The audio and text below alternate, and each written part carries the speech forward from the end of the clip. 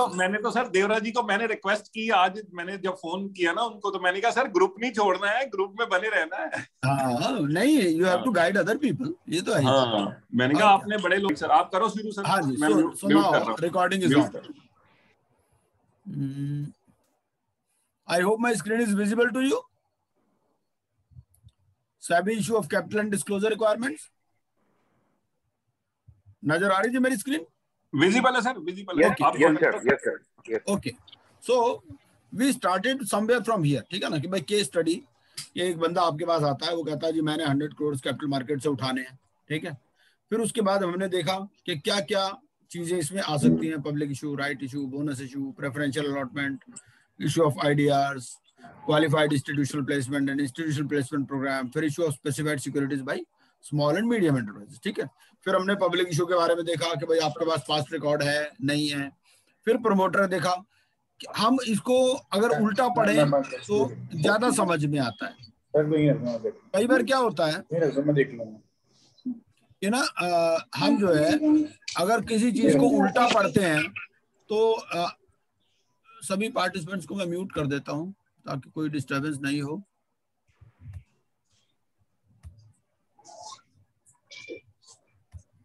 Okay, so I have muted all.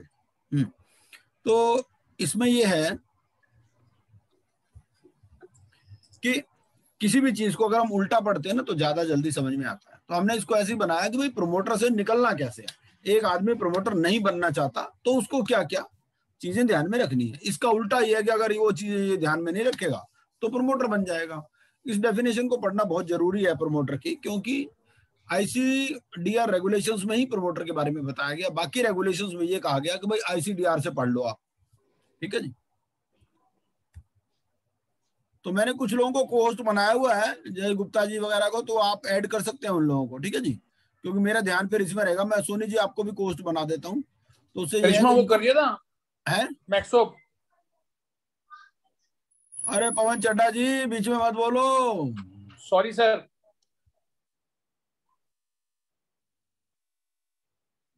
तो इसमें ये है कि भाई ये जो प्रमोटर है, प्रमोटर में ये है कि हमने इसको उल्टा पढ़ा कि भाई अगर प्रमोटर आप नहीं बनना चाहते तो क्या क्या चीजें आपको ध्यान में रखनी है, ठीक है। It is an important definition, क्योंकि कहीं पर भी आप substantial acquisition take over code पढ़ोगे, वहां पढ़ेगा भाई प्रमोटर आप जाने के लिए दोबारा ICDR में जाओ, ठीक है जी। तो ये हमने कल डिटेल में डिस्कस कर लिया था सारा। और उसके बाद में हमने ये भी देखा था कि प्राइस बैंड कैसे आपको फिक्स करना है, फ्लोर प्राइस क्या होता है, कैप प्राइस क्या होता है, कट ऑफ प्राइस क्या होता है। These all things we have discussed. Then we discuss certain conditions for past track record. In case a company has a past record, then what are the conditions? ठीक है जी। और illustration थी इसमें, फिर minimum subscription की बात, ये सब हम डिस्कस कर चुके हैं। फिर प्राइसिंग के बारे में भी बात आ गई थी कि आपका जो इशू प्राइस पर शेयर है वो 500 रुपए से ज्यादा है, 500 रुपए से कम है, तो उस केस में कितना कितना आपको रखना है। फिर प्राइसिंग पर यह भी था कि गवर्नमेंट कंपनी, कोई स्टैट्यूटरी अथॉरिटी या कोई स्पेशल पर्पस व्हीकल जो कि इंफ्रास्ट्रक्चर सेक्टर में एंगेज्ड है, उसके लिए ये जो requirement of fixing face value पर शेयर एप्लीकेबल नहीं है। ये एक इंपॉर्टेंट चीज है, इस पे सवाल बन सकता है। उसके बाद प्राइस बैंड की बात आई थी, ठीक है ना, कि प्राइस बैंड जो है वो कैसे होगा, और डिफरेंस फ्लोर प्राइस और कैप प्राइस में 20% से ज्यादा नहीं हो सकता, ठीक है। फिर अनाउंसमेंट की बात हमने भी कल डिस्कस की थी। अनाउंसमेंट जो है आप प्रोस्पेक्टस में भी बता सकते हो और आप बाद में भी बता सकते हो। कई बार आप प्रोस्पेक्टस के टाइम पे नहीं बताना चाहते, भाई पता नहीं आपके IPO को जो रिस्पॉन्स मिलेगा कैसा नहीं मिलेगा। तो if you decide not to disclose the price at the time of issuing the prospectus और ऑफर डॉक्यूमेंट, तो आप फिजिकली अनाउंस बाद में भी कर सकते हो। और IPO अगर आप ला रहे हो तो 5 वर्किंग डेज पहले, और अगर आप फर्दर पब्लिक ऑफर है, आप IPO पहले ला चुके हो, तो 1 दिन पहले भी आप प्राइस डिस्क्लोज कर सकते हो, ठीक है। फिर 2 तरह के डिफरेंशियल प्राइसिंग भी आप कर सकते हो। एक तो होते हैं एंकर इन्वेस्टर्स। एंकर इन्वेस्टर्स को जो प्राइस दिया जाएगा वो जो दूसरे को दे रहे हो उससे कम नहीं हो सकता, ठीक है। लेकिन रिटेल इंडिविजुअल इन्वेस्टर्स को, जो एंकर इन्वेस्टर्स को प्राइस दे रहे हो उससे कम हो सकता है, लेकिन उसमें भी डिफरेंस 10% से ज्यादा नहीं हो सकता, ठीक है। प्रोमोटर कंट्रीब्यूशन आपको 20% लाना है, ये सब हम कल पढ़ चुके हैं। और प्रोमोटर कंट्रीब्यूशन अगर आप 20% से ज्यादा ले आते हो तो 1 साल में वापसी कर सकते हो। अगर 20% तक लाते हो उसका minimum period, lock in period 3 years है, ठीक है।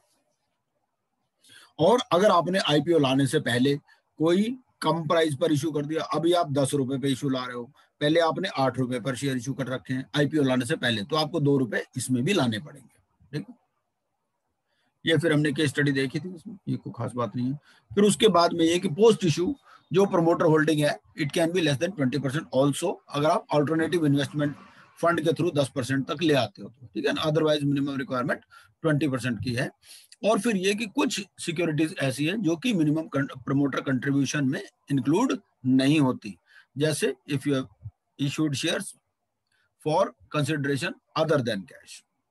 ठीक है, इफ योर शेयर या ये कंट्रीब्यूशन जो 20% आप काउंट कर रहे हो, it is as a result of bonus issue, या you have acquired the shares in last 1 year at a price which is less than the price at which offered to the public in the IPO। ठीक है, उसमें बाद में लाना पड़ेगा आपको। और if your securities are pledged with any credit, ये सब हम कल देख चुके हैं।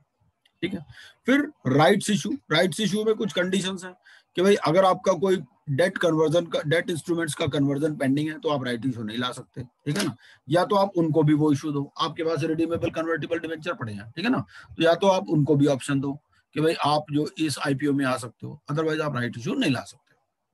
ठीक, फिर जो लेटर ऑफ ऑफर है आपको हर एक शेयर होल्डर को डिस्पैच करना पड़ेगा विद नेसेसरी डिटेल। किसी को नहीं मिला तो प्लेन पेपर पे भी अप्लाई कर सकता है, मतलब किसी को आप उसमें से छूट नहीं दे सकते। ठीक है, फिर rights issue bye existing listed companies. जो एग्जिस्टिंग लिस्टेड कंपनीज हैं उस केस में क्या है कि आपको एडवर्टाइजमेंट देना पड़ेगा, इंग्लिश न्यूज़पेपर, हिंदी न्यूज़पेपर और फिर regional newspaper having wide circulation. ठीक है, और मिनिमम आपको 15 दिन तक ओपन रखना और मैक्सिमम पीरियड जो है ये 30 डेज ओपन रखना है। बोनस इशू में क्या है कि ये सारी कंडीशंस आपको फुलफिल करने चाहिए। ठीक है, एक तो ये कि आर्टिकल्स ऑफ एसोसिएशन आपके परमिट करने चाहिए। अगर आर्टिकल्स ऑफ एसोसिएशन आपके परमिट नहीं करते तो आपको शेयर होल्डर की अप्रूवल चाहिए थ्रू स्पेशल रेजोल्यूशन। ठीक है, फिर जो बोनस इशू के लिए आप यूटिलाइज कर सकते हो वो सिर्फ रेवेन्यू रिजर्व या सिक्योरिटीज प्रीमियम या रियलाइज्ड कैपिटल रिजर्व। ठीक है, अगर आपका कोई रिवैल्यूएशन कैपिटल रिजर्व है वो आप इसमें यूटिलाइज नहीं कर सकते। अगर कोई पार्टली पेड अप शेयर्स है तो भी आपको उनको पहले फुली पेड अप करना पड़ेगा, तब आप बोनस इशू कर सकते हो। ठीक है, आपका कोई डेट इंस्ट्रूमेंट्स का कन्वर्जन पेंडिंग है तो उनको भी वो बेनिफिट दो, अदरवाइज आप बोनस इशू नहीं ला सकते। आपका कोई पीएफ ड्यूज है, आईएसआई ड्यूज है, एम्प्लॉय ड्यूज है, ठीक है, कोई रीपेमेंट है, principal and interest on fixed deposits and debt securities, तो भी आप बोनस इशू नहीं ला सकते। फिर बोनस इशू आपने एक बार डिक्लेयर कर दिया, आप विड्रॉ नहीं कर सकते without the consent of the share holders. ठीक है, और इस डिसीजन को इंप्लीमेंट कैसे करना है, आपको इसको इंप्लीमेंट करना है within 15 days from the passing of the board resolution, अगर शेयर होल्डर की अप्रूवल इज नॉट रिक्वायर्ड। ठीक है, और विद इन 2 मंथ्स करना है of the board resolution if share holders approval is required. ठीक है, शेयर होल्डर की अप्रूवल किस केस में रिक्वायर्ड है, जहां पर आर्टिकल्स ऑफ एसोसिएशन आपके परमिट नहीं करते। ठीक है, और बोनस शेयर्स आपको दे shall B issued within 6 months from the date of passing of the board resolution, मतलब ये मैक्सिमम पीरियड है। फिर another type of issue is preferential issue. देखो हमने फर्स्ट इशू पढ़ लिया, राइट्स इशू पढ़ लिया, बोनस इशू पढ़ लिया। ठीक है, अब ये प्रेफरेंशियल इशू है। प्रेफरेंशियल इशू का क्या मतलब? प्रेफरेंशियल इशू का क्या मतलब ये है कि you are allotting shares and securities to certain categories of investors on preferential basis. ठीक है, इसके लिए क्या क्या कंडीशंस आपको फुलफिल करनी है? एक तो ये कि special resolution must be passed by the share holders. ठीक है, securities must be held in demat mode, आपके डीमैट में ही होनी चाहिए सिक्योरिटीज, और पैन आपको लेना पड़ेगा और prospective allottees must be available. इसके बिना आप जो है प्रेफरेंशियल अलॉटमेंट नहीं कर सकते। ठीक है, फिर प्राइसिंग कैसे होगा? प्राइस क्योंकि ऑलरेडी लिस्टेड है। ठीक है भाई, ऑलरेडी लिस्टेड है तो उसका स्टॉक एक्सचेंज पे भी चल रहा होगा प्राइस। ठीक है ना, अब उसमें कोई गड़बड़ ना कर ले तो, या क्योंकि प्रमोटर को पता होता है कि भाई मेरा राइट इशू आने वाला, अपने आप ही पहले घटा करके बाद में बढ़ा ले, उसके लिए ये सब प्रोविजंस, इसके पीछे लॉजिक यही है। ठीक है, तो company is listed for more than 2 weeks but less then 26 weeks, उसमें कैसे होगा? अगर अभी अभी आपकी लिस्ट हुई है, ठीक है, मोर देन 2 हफ्ते ही हुए हैं अभी, लेकिन लेस देन 26 वीक्स हुए हैं, तो price shall not be less than higher of the following. तो इनका जो भी हायर होगा वो प्राइस आपको मिनिमम रखना पड़ेगा। एक तो ये रखना पड़ेगा average of weekly high and low prices of the actual period of listing. ठीक है, तो जितने भी पीरियड के लिए लिस्ट हुआ है, मान लो 15 वीक्स के लिए लिस्ट हुआ, ठीक है ना, 2 वीक्स से ज्यादा हो चुके, लेस देन 26 है, तो लेस देन 26 तो 3 भी हो सकता है, ठीक है ना। तो जो भी एक्चुअल पीरियड ऑफ लिस्टिंग है उसका एवरेज वीकली हाई एंड लो ले लेंगे, ठीक है। और इसमें दूसरा है इसमें average of weekly high and low prices of the preceding 2 weeks, ठीक है। तो प्रीसीडिंग 2 वीक्स का या जो एक्चुअल पीरियड ऑफ लिस्टिंग है उसमें से it shall not be less than higher of the following, इसका जो भी जो है हायर होगा उसके ऊपर आप प्रेफरेंशियल अलॉटमेंट कर सकते हैं, ठीक है।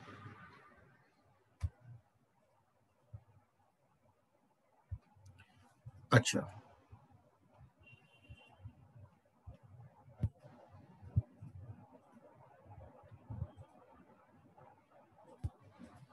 अब अगला ये है कि companies actually completes listing period for 26 weeks, ठीक है। अब क्या है कि भाई 20 आपने पहले इसका प्रेफरेंशियल इशू कर दिया इस बेसिस पे, किस बेसिस पे, इस बेसिस पे, ठीक है। कंपनी नई नई बनी थी, आपने क्या किया, एवरेज ले लिया, average of weekly high and low of the preceding 2 weeks या average of weekly high and low of the actual period of listing, जो भी इसमें हायर था उस पर आपने प्रेफरेंशियल अलॉटमेंट कर दिया, ठीक है। लेकिन अभी कंपनी नई थी, 26 हफ्ते नहीं हुए थे, अब 26 हफ्ते हो गए, तो अब उसमें कुछ एडजस्टमेंट करनी है क्या? हाँ करनी है। तो क्या करनी है? प्राइस पर शेयर शैल बी रिकम्प्यूटेड, ठीक है। कि भाई प्रोमोटर ने कोई गड़बड़ तो नहीं कर दी थी, उसको हाईली जैक कर दिया हो, लो कर दिया हो, ठीक है ना। तो प्राइस, क्योंकि ये स्टेबलाइज हो जाता है किस्म से, ठीक है ना। तो प्राइस पर share shall be recomputed and the difference if any shall be brought in by the concerned share holder, ठीक है। और अगर difference on a lower side है then the company shall not refund to the concerned share holder, ठीक है। अगर higher side पे है तो लाना पड़ेगा, और अगर लोअर साइड पे है तो कंपनी रिफंड नहीं करेगी, ठीक है। ये किस लिए? क्योंकि प्रेफरेंशियल अलॉटमेंट आप अपने यारों प्यारों को ही करना चाहोगे ना, ये चीज है। तो आपने लोअर ना कर दिया हो, इसी को इंश्योर किया गया है। अगर हायर कर दिया फिर तो मौज करो, फिर क्या दिक्कत है। Pricing for preferential allotment, company is listed for equal to और मोर देन 26 वीक्स, ठीक है। उसमें क्या होगा? उसमें ये होगा average of weekly high and lows prices of the preceding 26 weeks, ठीक है, and average of weekly high and lows of the preceding 2 weeks, ठीक है। पहले मैंने क्या देखा था?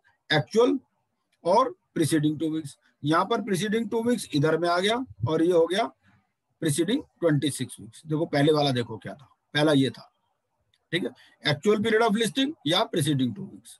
ये नई कंपनी अब पुरानी हो गई, तो पुरानी में प्रीसीडिंग 26 वीक्स ले लेंगे या ले लेंगे प्रीसीडिंग 2 वीक्स का, shall not be less than higher of the following, ठीक।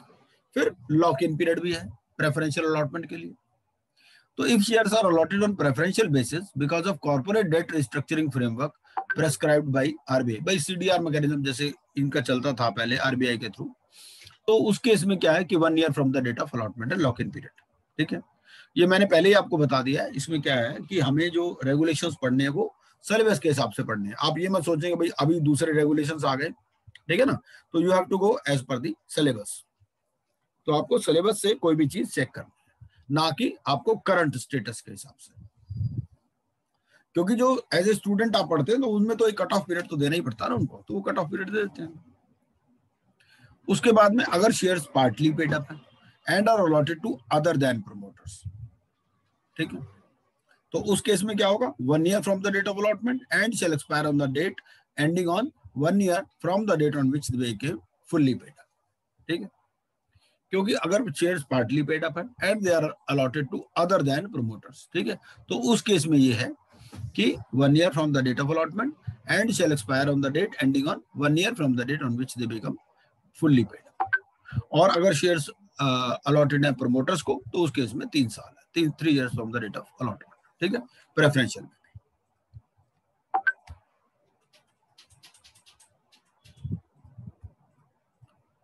आगे चलते हैं।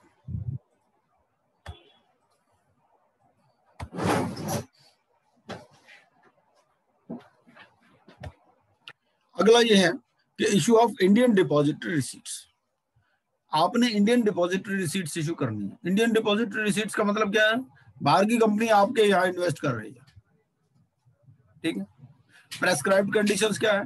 एक होती है 3 तरह की डिपॉजिटरी रिसीट्स होती हैं। एक होती है इंडियन डिपॉजिटरी रिसीट्स, एक होती है ग्लोबल डिपॉजिटरी रिसीट्स और एक होती है अमेरिकन डिपॉजिटरी रिसीट्स, ठीक है। ये हम जनरल अवेयरनेस में भी पढ़ेंगे इसको।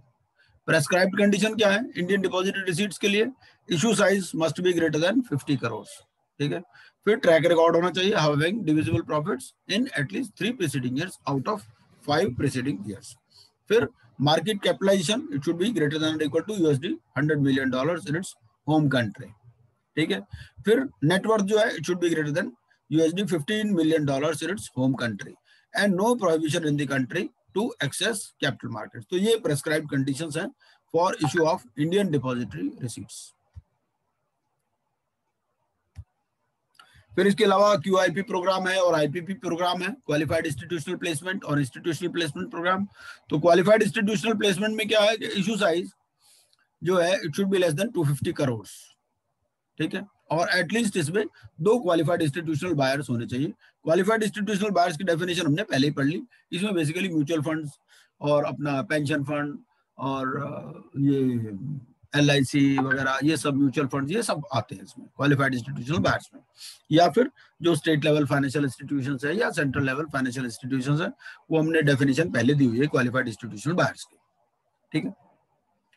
और इसमें कम से कम 2 क्वालिफाइड इंस्टीट्यूशनल बायर्स अलॉटेड होने चाहिए, एक से नहीं होगा, ठीक है, 2 मिनिमम होने चाहिए। और अगर इशू साइज आपका 250 करोड़ या उससे ज्यादा है तो उसमें आपके पास 5 कम से कम QIB अलॉटेड होने चाहिए क्वालिफाइड इंस्टीट्यूशनल बायर्स, ठीक है। एक आपको स्पेशल रेजोल्यूशन पास करनी है, फिर स्टॉक एक्सचेंज से अप्रूवल लेनी है। And institutions belonging to same group और under same control shall not be counted as multiple allottees, ठीक है। और इंस्टीट्यूशनल प्लेसमेंट प्रोग्राम में मिनिमम 10 अलॉटेज होने चाहिए और इसमें भी आपको स्पेशल रेजोल्यूशन पास करनी है। अब ये कंडीशन हमने देखी कि institutions belonging to same group और अंडर सेम कंट्रोल, इसका क्या मतलब है? इसका मतलब ये है जैसे एक्सिस ग्रुप है, ठीक है, तो उसमें एक एक्सिस म्यूचुअल फंड है, एक axis capital venture capital fund है, तो इसको एक क्वालिफाइड इंस्टीट्यूशनल बायर माना जाएगा, 2 नहीं माने जाएंगे, ठीक है ना। तो जैसे हमने यहाँ कंडीशन देखी थी कि अगर 250 करोड़ से कम है तो 2 मिनिमम होने चाहिए, ठीक है, ये है। और 250 करोड़ या उससे ज्यादा तो 5 होने चाहिए। और इंस्टीट्यूशनल प्लेसमेंट प्रोग्राम में 10 अलॉटेज होने चाहिए। फिर कुछ और कंडीशन है QIP और IPP के लिए। एक तो यह है कि partly paid shares can not be issued under this programmes, ठीक है। और in case of over subscription allotment of not more than 10% of the offer size shall be made by the seller, ठीक है। तो आप 110% तक उसको कर सकते हो, बाकी वापस करना पड़ेगा। Pricing shall be made on the basis of average of weekly high and low prices of the preceding 2 weeks, ठीक है। और lock in period shall be 1 year from the rate of allotment, इसमें लॉक इन पीरियड 1 ईयर है। क्योंकि minimum 2 होने चाहिए तो naturally no single allotment shall exceed 50% of the offer, ठीक है, क्वालिफाइड इंस्टीट्यूशनल प्लेसमेंट में। और IPP में क्या है, no single allotment shall exceed 25% of the offer size. इसमें मिनिमम कितने हैं?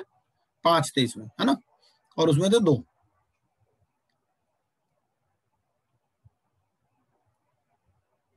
नहीं, इसमें IPP में 10 है, IPP में 10 है, लेकिन किसी भी सिंगल को 25% से ज्यादा आप अलॉट नहीं कर सकते, ठीक है। और क्वालिफाइड इंस्टीट्यूशनल प्लेसमेंट में 50% से ज्यादा आप नहीं कर सकते। अगर 250 करोड़ से कम का आपका इशू है तो 2 चाहिए, और 250 करोड़ से ऊपर है तो 5 चाहिए, ठीक है। अब डिफरेंस क्या है? हमने बहुत सारी चीजें पढ़ ली, IPO भी पढ़ लिया, FPO भी पढ़ लिया, IPP भी पढ़ लिया और QIP भी पढ़ लिया, ठीक है। ये इनिशियल पब्लिक ऑफर है IPO, ये फर्दर पब्लिक ऑफर है FPO, ये इंस्टीट्यूशनल प्लेसमेंट प्रोग्राम है और क्वालिफाइड इंस्टीट्यूशनल प्लेसमेंट, ठीक है। अब नेचर ऑफ ऑफर क्या है? नेचर ऑफ ऑफर ये जो है QIP जो है ये प्राइवेट प्लेसमेंट है, ठीक है। जो क्वालिफाइड इंस्टीट्यूशनल प्लेसमेंट है ये है आपका ये प्राइवेट प्लेसमेंट है, क्वालिफाइड इंस्टीट्यूशनल प्लेसमेंट। और ये बाकी जो है ना IPO हो, FPO और जो इंस्टीट्यूशनल प्लेसमेंट प्रोग्राम है ये पब्लिक ऑफर है। कौन कौन सी कंपनी इसके लिए एलिजिबल है?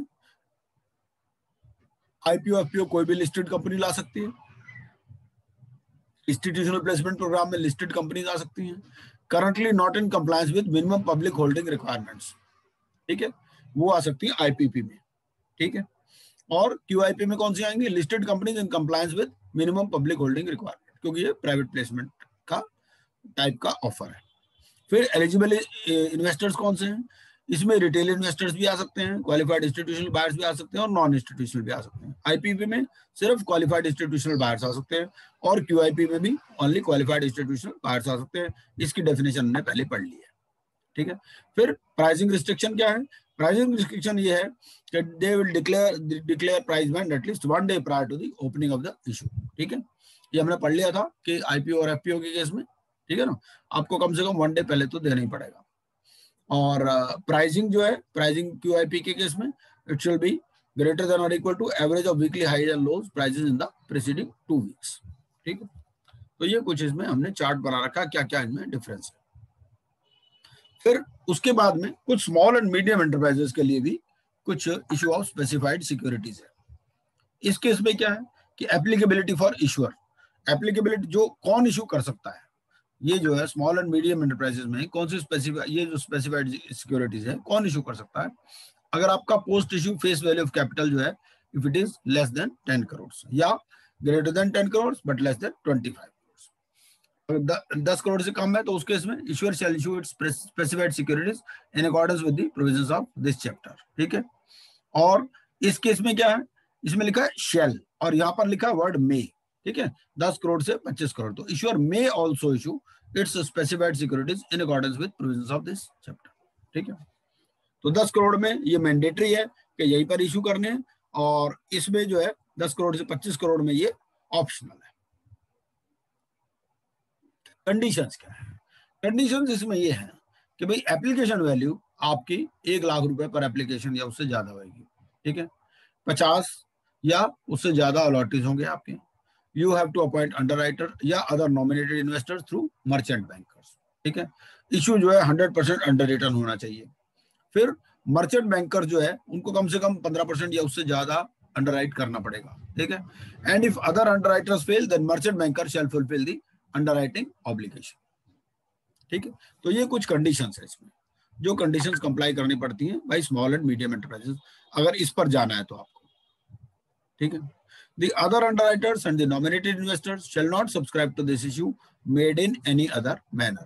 ठीक है, and underwriting arrangement they shall be disclosed in the offer document, and merchant banker shall file an undertaking to the board, क्योंकि उसमें मर्चेंट बैंकर के ऊपर रिस्पॉन्सिबिलिटी डाल दी, अगर अंडरराइटर भी पैसे नहीं देता तो मर्चेंट बैंकर को देने पड़ेंगे। ठीक है, the merchant banker shall file an undertaking to the board that the issue has been 100% underwritten along with the list of underwriters and nominated investors indicating the extent of underwriting or subscription commitment made by them 1 day before the opening of the issue। ये कुछ conditions है, ठीक है, जो small and medium enterprises के लिए issue करने के लिए।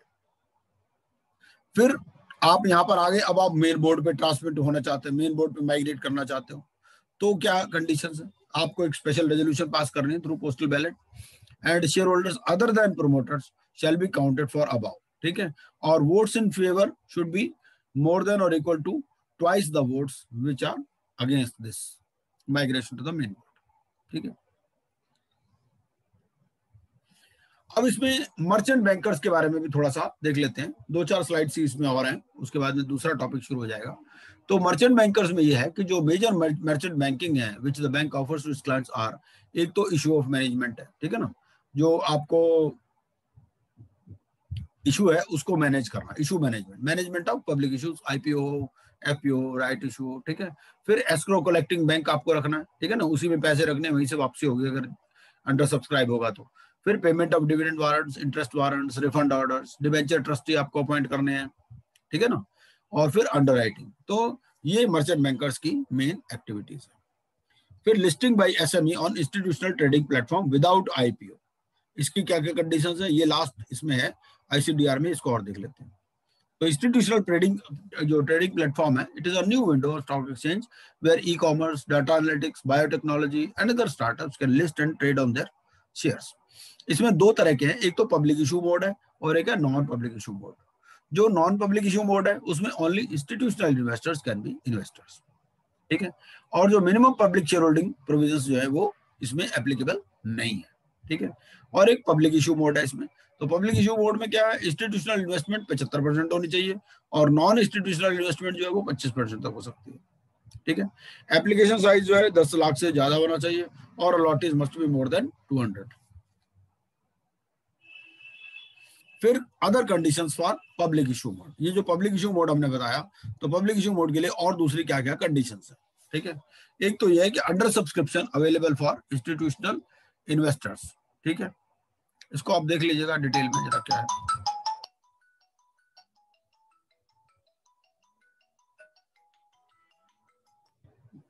हेलो, हाँ जी, हाँ जी, हाँ जी सर, मेरी क्लास चल रही है, थोड़ी देर में करता हूँ आपको। हाँ जी, हाँ जी।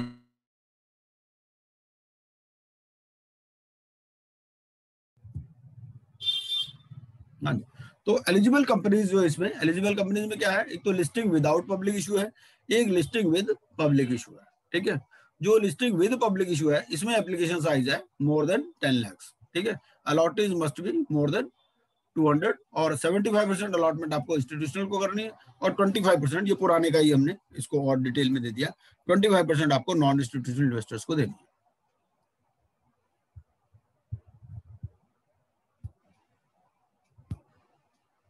फिर fast track issue, fast track issue में क्या है कि आपकी बहुत ही बढ़िया कंपनी हो, आप बिल्कुल पवित्र आदमी हो, ठीक है, वो कहते हैं आपको ज्यादा फॉर्मेलिटी में नहीं पड़ना, आप फास्ट ट्रैक के थ्रू जा सकते हो। आप एग्जिस्टिंग इक्विटी लिस्टेड कंपनी हो और लिस्टिंग एग्रीमेंट, आपको पता ही है कि जो भी कंपनी लिस्टेड होती है उसको एक लिस्टिंग एग्रीमेंट करना पड़ता है स्टॉक एक्सचेंज के साथ, उसमें आपकी कंप्लायंस है मोर देन 3 years। ठीक है, उसमें कोई भी आपका नॉन कंप्लायंस नहीं है। आपका एवरेज मार्केट कैपिटलाइजेशन 1000 करोड़ है। ठीक है, मार्केट कैपिटलाइजेशन हमें पता ही है, मार्केट कैपिटलाइजेशन क्या होता है कि जो अपने नंबर ऑफ शेयर्स है इनटू मार्केट प्राइस। ठीक है, आप जो आपको 95% जो इन्वेस्टर कंप्लेंट्स मिली उनको आपने रिजॉल्व किया। ठीक है, 5% से ज्यादा आपकी पेंडेंसी नहीं है। फिर फाइनेंशियल इंपैक्ट, अगर ऑडिटर ने कुछ क्वालिफाई किया है इन द लास्ट 3 years, उसका जो फाइनेंशियल इंपैक्ट है it is less then 5% of net profit, मतलब बहुत ज्यादा कोई सीरियस ऑडिटर्स के रिमार्क्स नहीं है। ठीक है, सेबी ने कोई आपको शो कॉज नोटिस इशू किया था, वो सारे रिजॉल्व हो चुके हैं, कोई आपका शो कॉज नोटिस पेंडिंग नहीं है। ठीक है, और जो मिनिमम प्रमोटर कंट्रीब्यूशन है ये आपने डीमैट में रखा हुआ। ठीक है, ये है। उसके बाद में ग्रीन शू ऑप्शन आती है, ग्रीन शू ऑप्शन या प्राइस स्टेबलाइजेशन मैकेनिज्म। इसका क्या मतलब है, इसका मतलब ये है कि green shoe option is an over allotment option in the context of an initial public offering. ठीक है, it is a provision in an underwriting agreement that grants the underwriter the right to sell investors more shares than initially planned by the issuer if the demand for a security issue proves higher than expected। ठीक है, तो उसके इसमें क्या है कि green shoe option में ये ओवर अलॉटमेंट की ऑप्शन है, आईपीओ के केस में एप्लीकेबल है। तो it is a provision in an underwriting agreement. भाई ऐसा है, अंडरराइटर ने ठेका ले रखा है कि भाई ऐसा है, मैं इतने ले लूंगा, जो नहीं थी अंडरराइटर के पास तो पड़े ही है ना, अंडरराइटर अपने स्टॉक में से दे देगा उसको। ये तो it is a provision in underwriting agreement that grants the underwriter the right to sell investors more shares than initially planned by the issuer if the demand for a security issue proves higher than expected।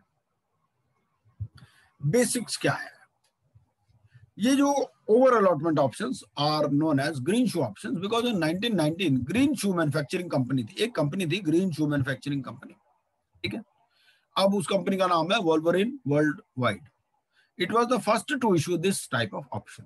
ठीक है, तो green shoe option provides conditional price stability to a security issue because the underwriter can increase supply and smooth out price fluctuations.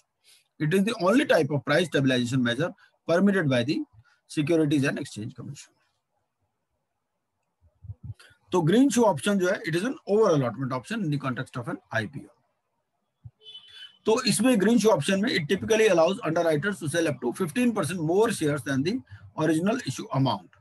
ठीक है, and green shoe options provide buying power to cover short positions if prices fall without the risk of having to buy shares if the price rises। ठीक है, अब वो कहते हैं भाई देखो ऐसे है, कई बार क्या होता है, एक नया इशू आता है, नए इशू में शुरू में प्राइस बहुत बढ़ जाता है।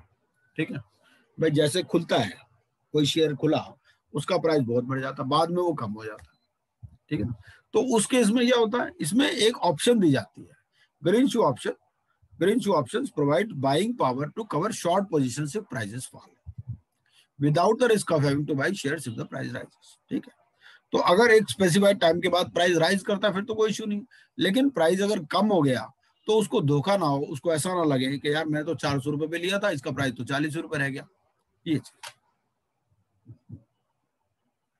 अब इसमें करना क्या होता है, एक तो जनरल मीटिंग में आपको अप्रूवल लेनी पड़ेगी। फिर appointment of merchant banker as a stabilising agent to be responsible for such mechanism. एक आपको एक मर्चेंट बैंकर रखना पड़ेगा जो कि स्टेबलाइजिंग एजेंट होगा, ठीक है। फिर आपको एग्रीमेंट करना पड़ेगा with stabilising agent about the maximum number of specified securities that may be borrowed by him for the purpose of allotment और एलोकेशन, ठीक है। ये जो प्रेस्क्राइब्ड डिस्क्लोजर्स आपको देने पड़ेंगे ऑफर डॉक्यूमेंट में।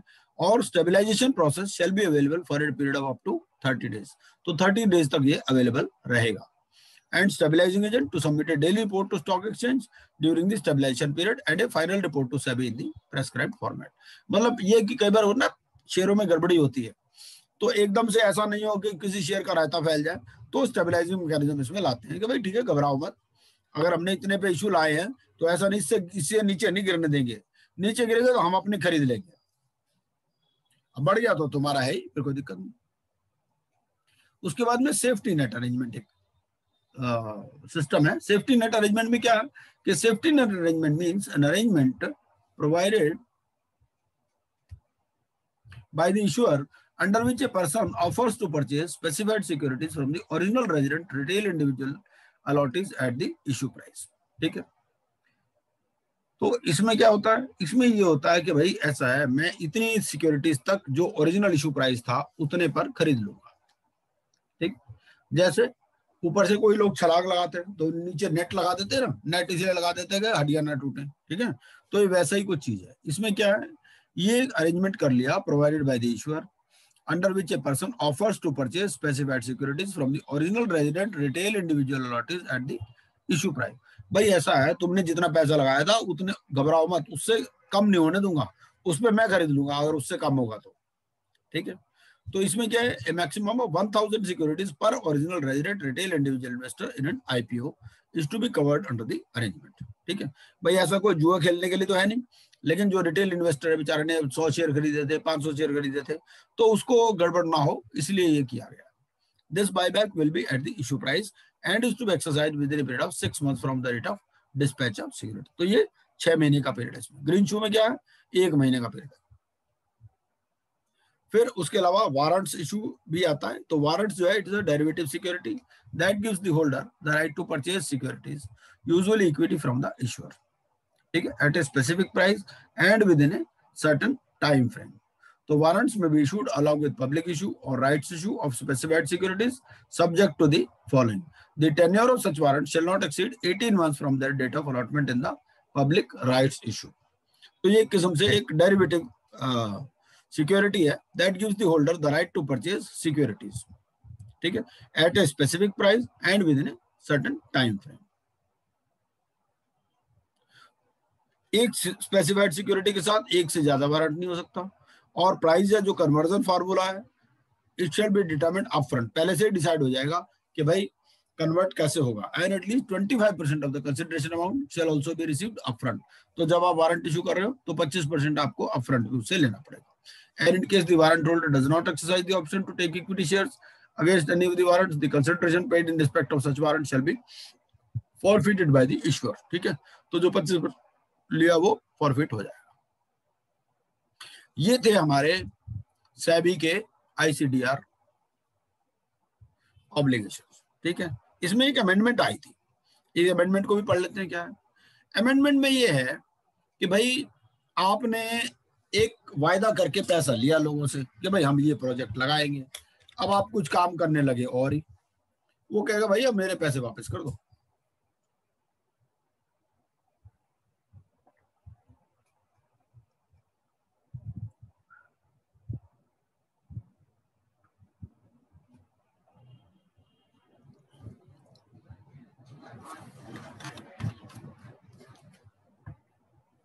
तो इसमें ट्रिगर पॉइंट क्या है? ट्रिगर पॉइंट ये है कि आपने ऑब्जेक्ट्स में चेंज कर दिया या आपने जो टर्म्स ऑफ कॉन्ट्रैक्ट थी उसमें चेंज कर दिया जो आपने प्रोस्पेक्टस में लिखी थी, ठीक है। And it is approved by special resolution. Public issue was made on और बिफोर ऑन और आफ्टर दिस डेट, ठीक है। Number of dissenting share holder 10% कम से कम होने चाहिए, 10% या उससे ज्यादा अगर इस पर ऑब्जेक्ट करते हैं तो, ठीक है। Amount of IPO used it should be less than 75% of the total amount raised, ठीक है। जो आईपीओ का अमाउंट आपने यूज किया है it should be less than 75% of the amount raised, और जो टेंडरिंग पीरियड है it shall start not later than 7 working days from the passing of the special resolution and shall remain open for 10 working days. तो उसमें एक window open करनी पड़ती है company को कि भाई ठीक है हमने अपना ऑब्जेक्ट चेंज कर लिया या जो टर्म्स ऑफ कॉन्ट्रैक्ट थी हमने उसमें वेरिएशन कर लिया, 10% से ज्यादा आप शेयर होल्डर हो, आप चाहते हो कि भाई ठीक है मेरे पैसे वापस दे दो, तो वापस दे दोगे आपको, ठीक। एग्जिट प्राइस क्या होगा भाई, इनको पैसे भी तो देने ना। Exit price will be highest of the following. एक तो वॉल्यूम वेटेड एवरेज प्राइस ले लिया जाएगा पास्ट 52 वीक्स का, फिर वॉल्यूम वेटेड एवरेज प्राइस ले लिया जाएगा पास्ट 26 वीक्स का, ठीक है। और थर्ड होगा volume weighted average price of past 60 trading days if shares are frequently traded, ठीक है। और फिर valuation parameters if shares are infrequently traded. तो इसकी और डिटेल भी है वैसे, पर उतनी डिटेल में आपको जाने की जरूरत नहीं है। तो आपको इतना याद रखना है कि ये एग्जिट प्राइस जो होगा इन चारों का जो भी हाईएस्ट होगा वो होगा। वॉल्यूम वेटेड एवरेज प्राइस ले लेते हैं। वॉल्यूम वेटेड एवरेज प्राइस का क्या मतलब होता है आपको मालूम ही है, ठीक है ना भाई, quantity into number of shares. तो क्वांटिटी इनटू प्राइस, भाई आपके 100 शेयर 55 पे ट्रेड हुए, 500 शेयर हुए 57 पे, उसको मल्टीप्लाई करके वो वॉल्यूम वेटेड एवरेज प्राइस आ जाता है, ठीक है, divided by total number of shares.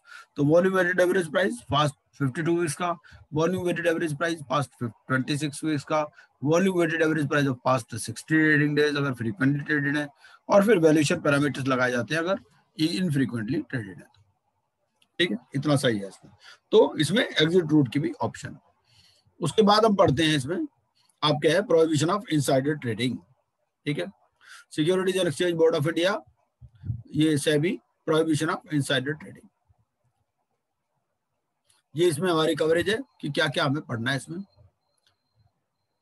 तो इनसाइडर ट्रेडिंग का मतलब समझ गए होंगे आप। इनसाइडर ट्रेडिंग का मतलब क्या है? इनसाइडर ट्रेडिंग का मतलब ये है भाई कंपनी में जो भी प्रमोटर होते हैं या जो मान लो कोई सीएफओ है, सीईओ है, उनको कुछ ऐसी नॉलेज होती है जो कि दूसरों को नहीं होती, ठीक है ना।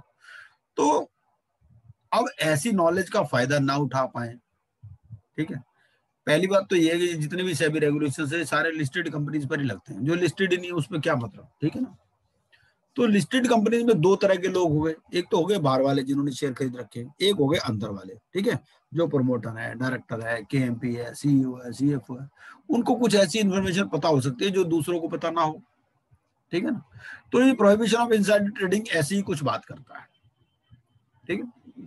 तो इसमें क्या है, it tries to put in place a framework for prohibition of insider trading in securities and to strengthen the legal framework thereof. तो उसको एक लीगल जावा पहना देता है कि भाई इनसाइडर ट्रेडिंग ना कोई कर सके, ठीक। फिर एक इसमें ना कंप्लायंस ऑफिसर रखना पड़ता है। क्या होता है, किसी की जिम्मेदारी तो देनी पड़ेगी ना आपको, जैसे फैक्ट्रीज होती है तो फैक्ट्री में फैक्ट्री मैनेजर रखना पड़ता है, यहाँ पर कंप्लायंस ऑफिसर की कॉन्सेप्ट है सेबी में। तो कंप्लायंस ऑफिसर का क्या मतलब, compliance officer means any senior officer designated so and reporting to the board of directors और हेड, है ना, in case board is not there, who is financially literate and is capable of appreciating requirements for legal and regulatory compliance under these regulations. वो कहते हैं भाई एक आदमी बता दो जिसको हम पकड़ सकें, कंप्लायंस अफसर, ठीक है। तो ये कंप्लायंस अफसर रख दिया। He will be responsible for the policies, procedures, maintenance of records, monitoring adherence to the rules, ठीक है। ये एक फिर इसमें वर्ड आता है कनेक्टेड पर्सन। कनेक्टेड पर्सन का क्या मतलब है? Connected person means any person who is or has during the 6 months prior to the concerned act, ठीक है। तो या ये कि पिछले 6 महीने के अंदर, मान लो ऐसा भी हो सकता है ना कोई आदमी उसमें इन्वॉल्व था वो छोड़ गया, तो पिछले 6 महीने भी उसमें कवर कर लेते हैं, या तो प्रेजेंटली वो है बंदा या during the past 6 months, during the 6 months prior to the concerned act, ठीक है, has been associated with the company directly or indirectly in any capacity, including by reason of frequent communication with the officers or by being in any contractual fiduciary or employment relationship, ठीक है। Director है, officer है, employ है, या कोई professional है, business relationship है, temporary है, परमानेंट है, ठीक है ना। तो डायरेक्टली उसको एक्सेस है, क्या एक्सेस है, to unpublished price sensitive information, ठीक है। UPSI, unpublished price sensitive information, कोई ऐसी इंफॉर्मेशन उसके पास है जो अगर पब्लिश हो जाए तो प्राइस बढ़ या घट सकता है, ठीक है, और is reasonably expected to allow such access, ठीक है। ये हो गया connected person. Without prejudice to the generality of the foregoing, the persons falling within the following categories shall be deemed to be connected persons unless the contrary is established. पहला तो general दे दिया कि भाई कोई एम्प्लॉय है, director है, कोई फलाना ढिमकाना, कोई प्रोफेशनल है, ठीक है ना, बिजनेस रिलेशनशिप है, और इस जनरल के बाद में एक स्पेसिफिक दे दिया, एक दे दिया an immediate relative of connected persons, holding company और एसोसिएट कंपनी और सब्सिडरी कंपनी और इंटरमीडिएट, ये सारी कंपनी, ठीक है। Unpublished price sensitive information, main बात ये है, ठीक है। फिर एक आ गया जनरली अवेलेबल इंफॉर्मेशन। भाई अगर आप कह रहे हो जी अनपब्लिश्ड प्राइस सेंसिटिव इंफॉर्मेशन की एक्सेस नहीं होनी चाहिए, तो कुछ ऐसी भी तो हो सकती है जो जनरली अवेलेबल हो। तो this means information that is accessible to the public on a non discriminatory basis. Note, it is intended to define what constitutes generally available information so that it is easier to crystallize and appreciate what unpublished price sensitive information, that is information published on the website of a stock exchange, would ordinarily be considered to be generally available, ठीक है। फिर immediate relative कौन है, immediate relative की आप definition पढ़ सकते हैं। फिर इनसाइडर कौन है, इनसाइडर है कनेक्टेड पर्सन है या जिसको अनपब्लिश्ड प्राइस सेंसिटिव इंफॉर्मेशन है जिसके पास, ठीक है। कनेक्टेड पर्सन तो मान ही लिया जाएगा इनसाइडर। देखिए इसमें लिखा है insider means a person who is connected person और इन पोजीशन ऑफ और having access to unpublished price sensitive information, क्योंकि कनेक्टेड पर्सन की तो डेफिनेशन में ही दे दिया उन्होंने, कनेक्टेड पर्सन की डेफिनेशन में ही दे दिया कि who has access to public unpublished price sensitive information or is reasonably expected to allow such access.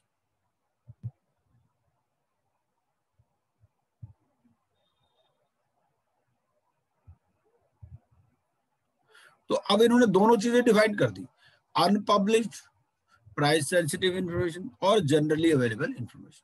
Generally available को डिफाइन कर दिया, ठीक है ना। तो it is intended that anyone in position of और having access to unpublished price sensitive information should be considered as insider, ठीक है, regardless of how one came in position of or had access to such information, ठीक है। Various circumstances are provided for such a person to demonstrate that he has not indulged in insider trading, ठीक है। भाई किसी director ने price बढ़ने से पहले ही शेयर खरीद लिए, ठीक है, तो वो भाई उसको तो इसका मतलब पहले से ही पता था, तो वो अपने आप वो प्रूव भी कर सकता है भाई मुझे कुछ ऐसा इंफॉर्मेशन नहीं थी। Therefore, this definition is intended to bring within its reach any person who is in receipt of or has access to unpublished price sensitive information, क्योंकि सभी का काम है रेगुलेट करना, ठीक है ना। तो कोई भी ऐसी चीज नहीं होनी चाहिए जो डिस्क्रिमिनेटरी हो, भाई कुछ लोगों को पता है कुछ को नहीं पता है, ठीक है। ये चीज यही इसी के ऊपर ये पूरा का पूरा रेगुलेशन चलता है। फिर प्रोमोटर का मतलब क्या है, प्रोमोटर ग्रुप का मतलब क्या है, प्रपोज्ड टू बी लिस्टेड क्या है, ये सब आप देख सकते हैं, इनको खास बात नहीं है ऐसी। अच्छा, एक इंपॉर्टेंट चीज जो इसमें आती है वो आती है अनपब्लिश्ड प्राइस सेंसिटिव इंफॉर्मेशन। तो अनपब्लिश्ड प्राइस सेंसिटिव, ये देखिए ऐसा है जो सेबी रेगुलेशन से कई लोग कहते हैं यार बड़े बोरिंग है, हम तो पढ़ते ही नहीं, हम तो छोड़ के चले जाते हैं, लेकिन क्या है ये चीजें वैसे भी आपके इन जनरल नॉलेज के लिए भी बड़ी अच्छी है। पेपर वो तो छोड़ ही दो, पेपर से तो कोई फर्क नहीं पड़ता खास, लेकिन ये है कि अदरवाइज भी नॉलेज के लिए भी ये चीजें पढ़नी चाहिए, बहुत जरूरी है। वो तो क्या हम लोगों ने सीए कभी करी थी 10-20 साल पहले, पता नहीं सब भूल भाल जाते हैं, तो लेकिन ये चीजें बहुत अच्छा कोर्स बनाया है इन्होंने ना, जो बनाया वैल्यूएशन वाला भी कोर्स है, उसकी भी हमारी क्लासेस चलती रहती हैं, और ये भी कोर्स, दोनों बढ़िया कोर्स है। तो अनपब्लिश्ड प्राइस सेंसिटिव इंफॉर्मेशन क्या है, it means any information relating to a company और इट्स सिक्योरिटीज डायरेक्टली और indirectly that is not generally available, ठीक है। एक तो पब्लिकली अवेलेबल इंफॉर्मेशन होगी, जनरली अवेलेबल इंफॉर्मेशन, एक है unpublished price sensitive information UPSI, ठीक है, which upon becoming generally available is likely to materially affect the price of the securities। तो अगर वो सबको पता चल जाए तो प्राइस इफेक्ट हो जाएगा सिक्योरिटीज का, ठीक है। And shall ordinarily including but not restricted to information relating to the following, ठीक है। इंक्लूसिव डेफिनेशन दे रखी है भाई, फाइनेंशियल रिजल्ट्स के बारे में पता चल जाए, भाई प्रॉफिट बहुत अच्छे होने वाले हैं, बहुत खराब होने वाले हैं, कंपनी डिविडेंड देने वाली है, उसकी कैपिटल स्ट्रक्चर में चेंज होने वाली है, मर्ज करेगी, डीमर्ज करेगी, एक्वायर करेगी, डीलिस्ट होगी, ठीक है ना, एक्सपैंड करेगी, कॉन्ट्रैक्ट करेगी, उसका की मैनेजरल पर्सन चेंज होने वाला है, material events in accordance with the listing agreements, ठीक है। तो ये सारी चीजें जो है यूपीएसआई के अंदर आ जाएंगी। Note, it is intended that information related to company or securities that is not generally available would be unpublished price sensitive information if it is likely to materially affect the price upon coming into the public domain, ठीक है। The types of matters that would ordinarily give rise to UPSI have been listed above to give illustrative guidance, ठीक है। फिर एक इसमें, ये तो chapter 1 हो गया, चैप्टर 1 में तो डेफिनेशंस आ गए, ठीक है ना। चैप्टर 2 में आता है फिर restrictions on communication and trading by insider, ठीक है। ये इनके ऊपर कुछ रिस्ट्रिक्शंस हैं ऑन इनसाइडर्स, ठीक है। तो कम्युनिकेशन और procurement of UPSI, no insider shall communicate, provide or allow access to any UPSI relating to a company or securities to any person including other insiders except where such communication is in furtherance of legitimate purposes, performance of duties or discharge of legal obligations, ठीक है। किसी के पास कोई information है तो दूसरों को communicate नहीं करेगा, इंक्लूडिंग अदर इनसाइडर्स, ठीक है। तो उनके ऊपर एक ऑब्लिगेशन लगा दिया कि जो इनसाइडर है वो ऐसी इंफॉर्मेशन किसी को नहीं बताएंगे। मान लो कोई प्रोजेक्ट अगर एग्जीक्यूट कर रहे हैं तो उसके लिए एग्रीमेंट करना तो करना ही है, लेकिन दूसरों को नहीं बताएंगे, ठीक है। This provision is intended to cast an obligation on all insiders who are essentially persons in possession of UPSI to handle such information with care and to deal with the information with them when transacting their business strictly on a need to know basis, ठीक है। आप एक project department में हो, procurement में हो, तो procurement वालों को तो पता होगा ही, लेकिन दूसरे डिपार्टमेंट को बताने की जरूरत नहीं है आपको, ठीक है ना। It is also intended to lead to organizations developing practices based on need to know principles for treatment of information in their possession. दूसरा पॉइंट आता है कम्युनिकेशन और procurement of UPSI.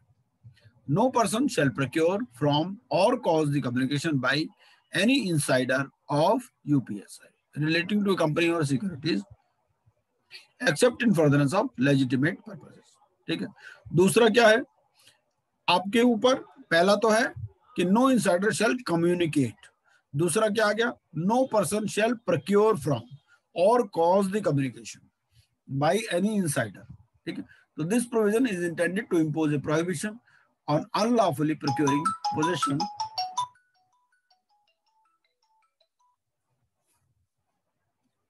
Hello madam, मेरी मीटिंग चल रही है, जरा थोड़ी देर में करना। So this provision is intended to impose a prohibition on unlawfully procuring, possession of unpublished price-sensitive information, inducement and procurement of unpublished price-sensitive information, not in furtherance of one's legitimate duties and discharge. तो जो उसके discharge of duties के लिए जरूरी है उतना तो ठीक है ना, लेकिन otherwise आप unlawfully procure नहीं कर सकते, ठीक है, possession of UPSI, या किसी को induce नहीं कर सकते ऐसी इंफॉर्मेशन देने के लिए।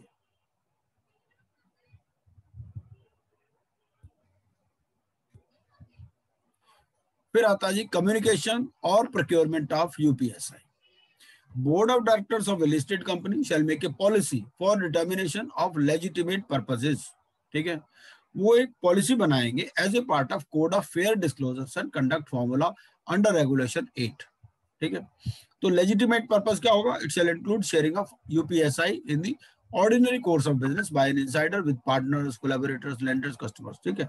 ये इसमें थ्योरी ज्यादा है, इसमें कोई ऐसी खास बात नहीं है, ठीक है। तो इंपॉर्टेंट चीज, बेसिक कॉन्सेप्ट आपको समझ में आ जानी चाहिए कि भाई इनसाइडर ट्रेडिंग होती क्या है। कोई इंपॉर्टेंट चीज है तो देख लेते हैं।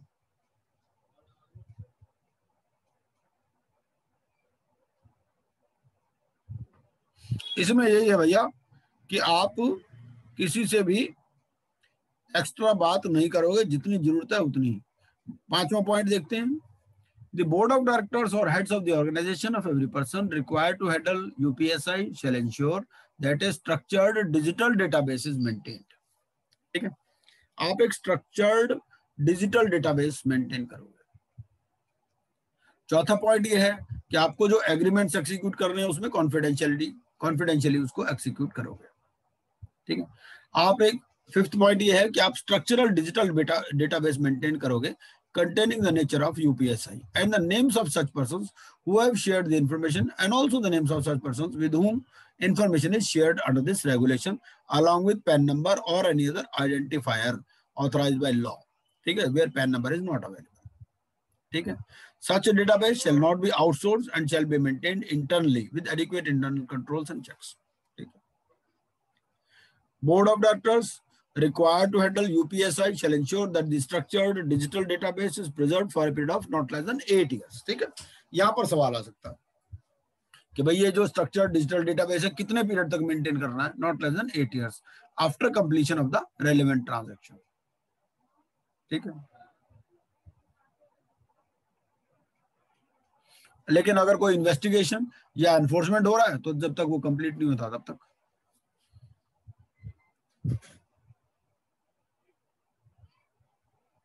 अब अगर किसी के ऊपर इनसाइडर ट्रेडिंग का चार्ज लग गया तो ही में प्रूव हिज इनोसेंस. वो क्या बताएगा? वो कहेगा भाई ट्रांजैक्शन तो ऑफ मार्केट ट्रांजैक्शन है, इंटरेस्टेड ट्रांसफर है बिटवीन प्रमोटर्स. ठीक है, who were in position of the same UPSI without being in breach of regulation 3. ठीक है, लेकिन अगर कोई ऑफ मार्केट ट्रेड है they shall be reported by the insider to the company within 2 working days. And every company shall notify the particulars of such trades to the stock exchange on which the securities are listed within 2 trading days from receipt of the disclosure or from becoming aware of such information. ठीक है,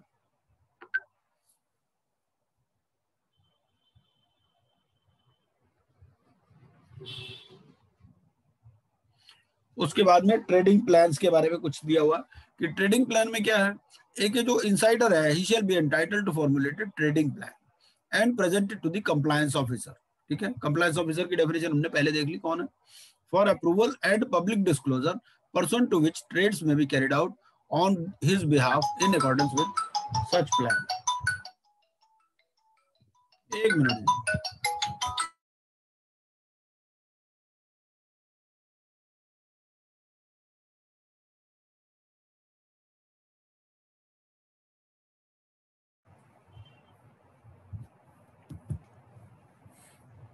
हाँ जी, तो trading plan में क्या है? An insider shall be entitled to formulate a trading plan and present to the compliance officer for approval and public disclosure person to which trades may be carried out on his behalf in accordance with such plan. तो इस provision से क्या होता है? This provision intends to give an option to persons who may be perpetually in position of unpublished price sensitive information. ठीक है, वो क्या भाई ऐसा है मेरे को तो सारी बातें पता ही होती है कंपनी की, मैं तो कंपनी के अंदर बैठा हूँ. ठीक है ना, तो भैया मैं एक ट्रेडिंग प्लान बनाता हूँ और मैं उसको कंप्लायंस ऑफिसर को दे देता हूँ for approval and public disclosure. ठीक है, जिसको भाई देखना है देख लो उसको. मैं ये खरीद रहा हूँ, तुमने भी खरीदने खरीद लो. तो भी ट्रेड्स में भी carried out on his behalf in accordance with such plan. ठीक है, मैं तो ये कंपनी के ये वाले शेयर खरीदना चाह रहा हूँ या मैं तो ये ट्रांजेक्शन करना चाह रहा हूँ. भाई मैं इनसाइडर हूँ तो क्या हो गया, मैं इनसाइडर इंसान भी तो हूँ. तो मैं अपना प्लान बता देता हूँ, पब्लिक डिस्क्लोजर कर देता हूँ, जिसको और खरीदना खरीद लो उस हिसाब से. तो this provision intends to give an option to persons who may be perpetually in position of UPSI and enabling them to trade in securities in a compliant manner. ठीक है, this provision would enable the formulation of a trading plan by insider to enable him to plan for trades to be executed in future. ठीक है, उसने अपना future plan बता दिया, public disclosure कर दिया, भाई जिसको और खरीदना खरीद लो. By doing so, the possession of UPSI when a trade under a trading plan is actually executed would not prohibit the execution of such trades. ठीक है, that yet pre-decided even before the UPSI came into being. ठीक है, तो वो UPSI रही नहीं जब उसने पब्लिक डिस्क्लोजर कर दिया.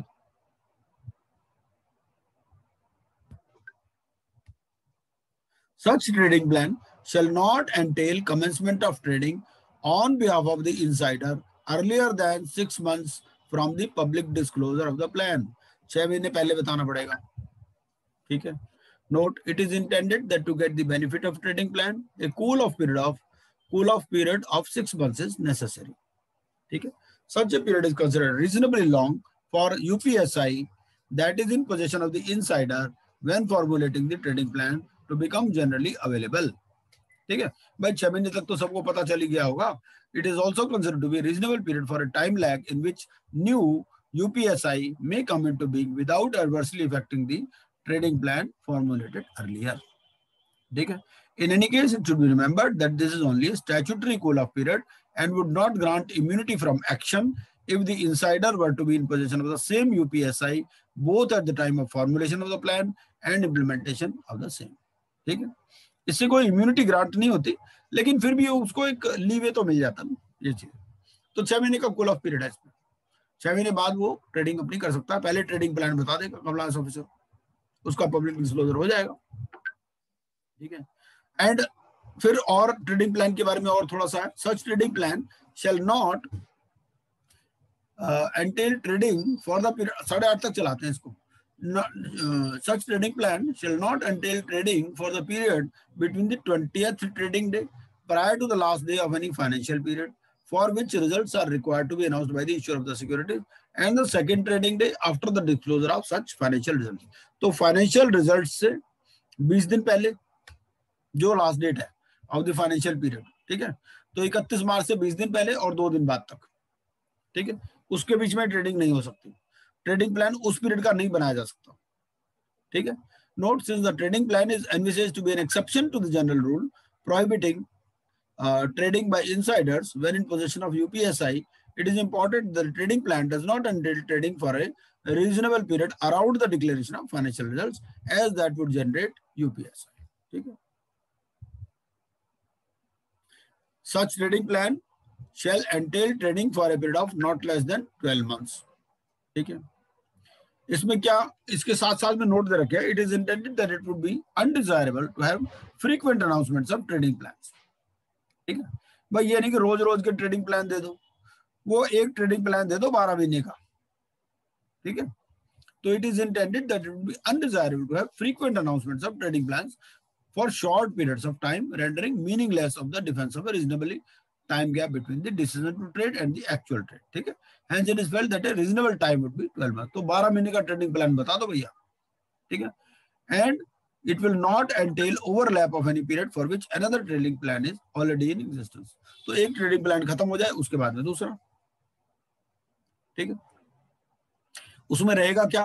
Such trading plan shall set out either the value of trades to be effected or the number of securities to be traded. ठीक है? Along with the nature of the trade and the intervals at or dates on which such trade shall be effected.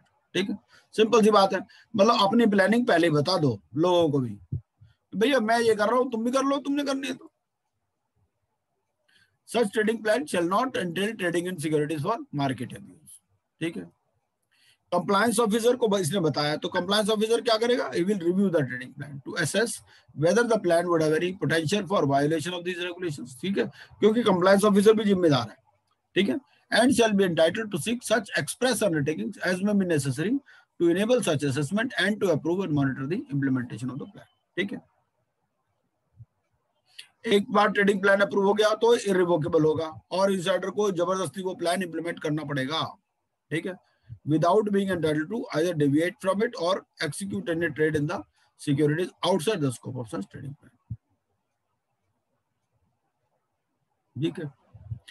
इसमें note दिया हुआ, it is intended that since the trading plan is an exception to the general rule that an insider should not trade when in position of UPSI, changing the plan or trading outside the same would negate the intent behind the exception. ठीक है? तो एक plan बना दिया तो आपको उसी पे फॉलो करना है।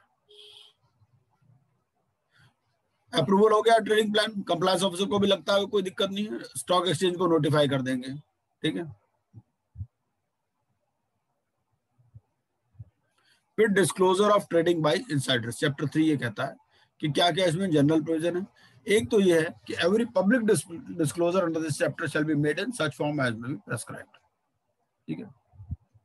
इसमें पब्लिक डिस्क्लोजर करना पड़ता है। Disclosures to be made by any person under this chapter shall include those relating to trade by such persons immediate relatives and by any other person for whom such person takes trading decisions. ठीक है? तो उसके लिए आपको public disclosure करने पड़ेंगे। फिर general provision इसमें क्या है? जनरल प्रोविजन ये है, जो डिस्क्लोजर है they will also include trading in derivatives. ठीक? और जो डिस्क्लोजर्स मेड है shall be maintained by the company for a minimum period of 5 years in such form. फिर डिस्क्लोजर बाय सर्टेन पर्सन है, एक तो इसमें इनिशियल डिस्क्लोजर है।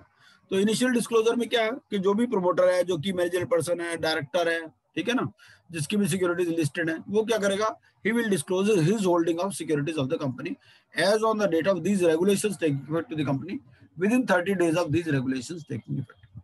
ठीक है, तो जब से ये रेगुलेशन इफेक्ट हुए विद इन 30 डेज उसको डिस्क्लोज करना पड़ेगा, मेरी होल्डिंग कितनी है, प्रमोटर है, की मैनेजर पर्सन है, ये है, ठीक है। And every person on appointment as a key manager person or a director of the company or upon being a promoter shall disclose his holding of securities of the company as on the date of appointment or becoming a promoter। ठीक है, पहला तो promoter शुरू से ही है, promoter है तो 30 दिन के अंदर डिस्क्लोज कर देगा। कोई पहले प्रमोटर नहीं था या की मैनेजर पर्सन नहीं था, वो बाद में बन गया, ठीक है, वो उसको 7 दिन के अंदर कर देगा। ठीक है, फिर उसके बाद कंटिन्यू, ये तो फर्स्ट टाइप डिस्क्लोजर हो गया, इनिशियल डिस्क्लोजर। ठीक है, दूसरा है कंटिन्यूअल डिस्क्लोजर। कंटिन्यूअल डिस्क्लोजर क्या है, ये करनी है within 2 trading days of such transaction. ठीक है, कोई भी प्रमोटर है, एम्प्लॉय है, डायरेक्टर है of every company shall disclose to the company the number of such securities acquired to dispose of within 2 trading days. ठीक है, अगर उसमें वैल्यू की लिमिट है, ऐसा नहीं कि 2 रुपए के शेयर के लिए तो बताना पड़ेगा, वैल्यू है in excess of 10 lakh rupees और सच अदर वैल्यू एज में भी स्पेसिफाइड। ठीक है, 10 लाख या उससे ज्यादा के शेयर खरीदेगा तो बताना पड़ेगा, अदरवाइज नहीं। और कंपनी नोटिफाई करेगी स्टॉक एक्सचेंज को with in 2 trading days of the receipt of disclosure. ठीक है, उसको भी 2 दिन में बताना है और कंपनी ने भी 2 दिन में स्टॉक एक्सचेंज को बताना है।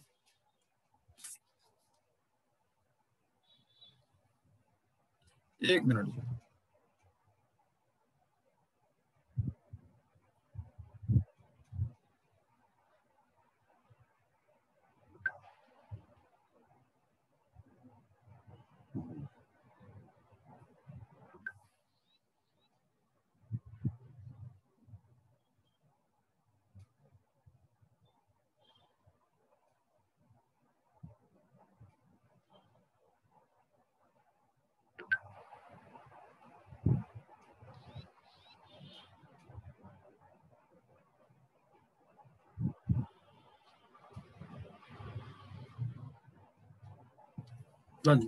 डिस्क्लोजर्स बाय सर्टेन पर्संस, जो दूसरे कनेक्टेड पर्सन है उन्होंने क्या डिस्क्लोज करना है, any company whose securities are listed on a stock exchange may at its discretion require any other connected person or class of connected person to make disclosure।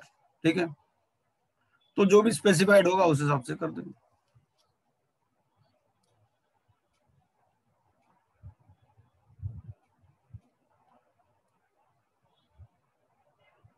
इसमें कोई खास बात नहीं है। इनसाइडर ट्रेडिंग डेफिनेशन क्या है,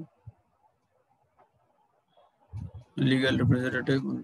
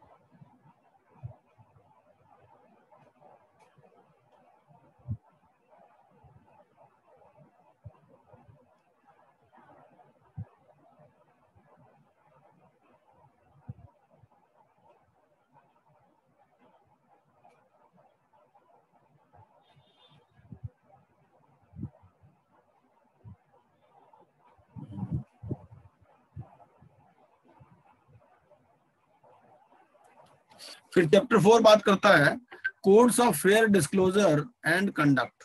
इसमें क्या कहता है, इसमें ये कहता है कि board of directors of every company whose securities are listed, they will formulate and publish on its official website a code of practices and procedures for fair disclosure of UPSI that it would follow।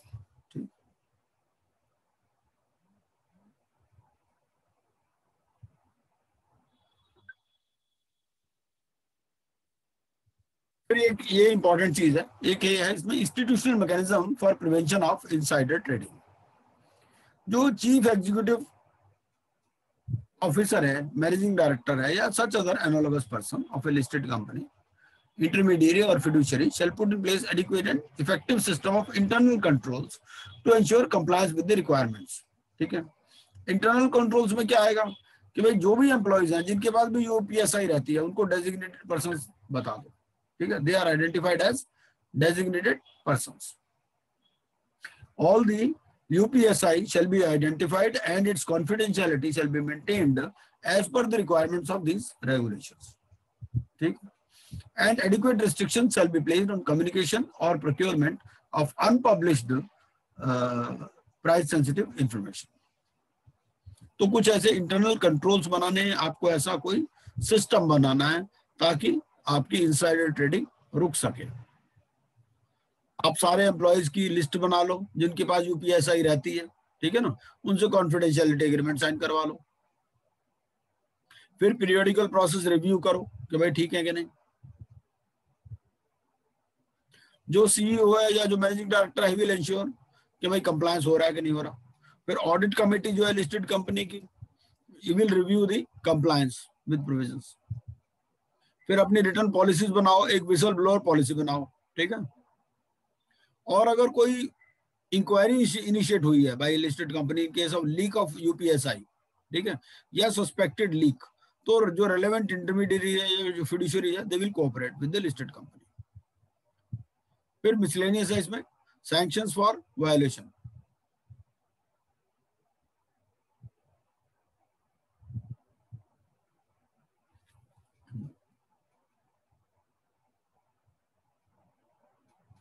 ये general theory है, कोई खास बात नहीं, आप देख लीजिएगा। अगर आपको पढ़ने में इंटरेस्ट है तो आप पढ़ सकते हैं।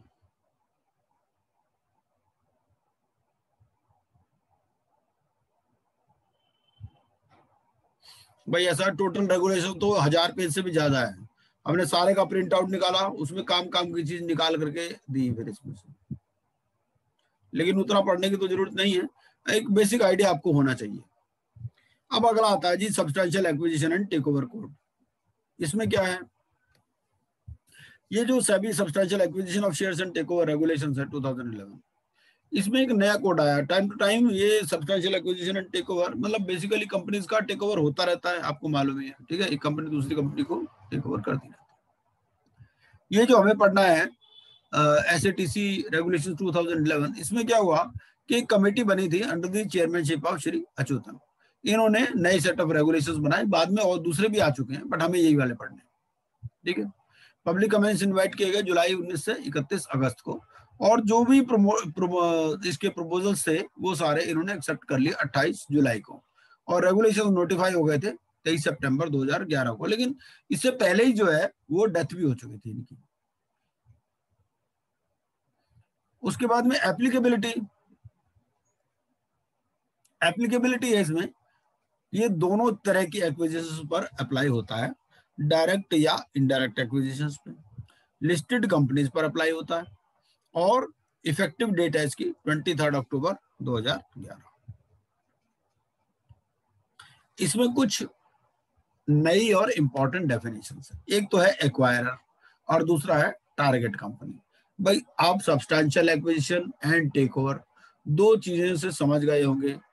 एक तो सब्सटेंशियल एक्विजिशन है, दूसरा है टेक ओवर। दोनों अलग अलग हैं। ऐसा भी हो सकता है कि टेक ओवर हो जाए सब्सटेंशियल एक्विजिशन ना हो, ऐसा भी हो सकता है सब्सटेंशियल एक्विजिशन हो जाए टेक ओवर ना हो, दोनों तो हो ही सकते हैं।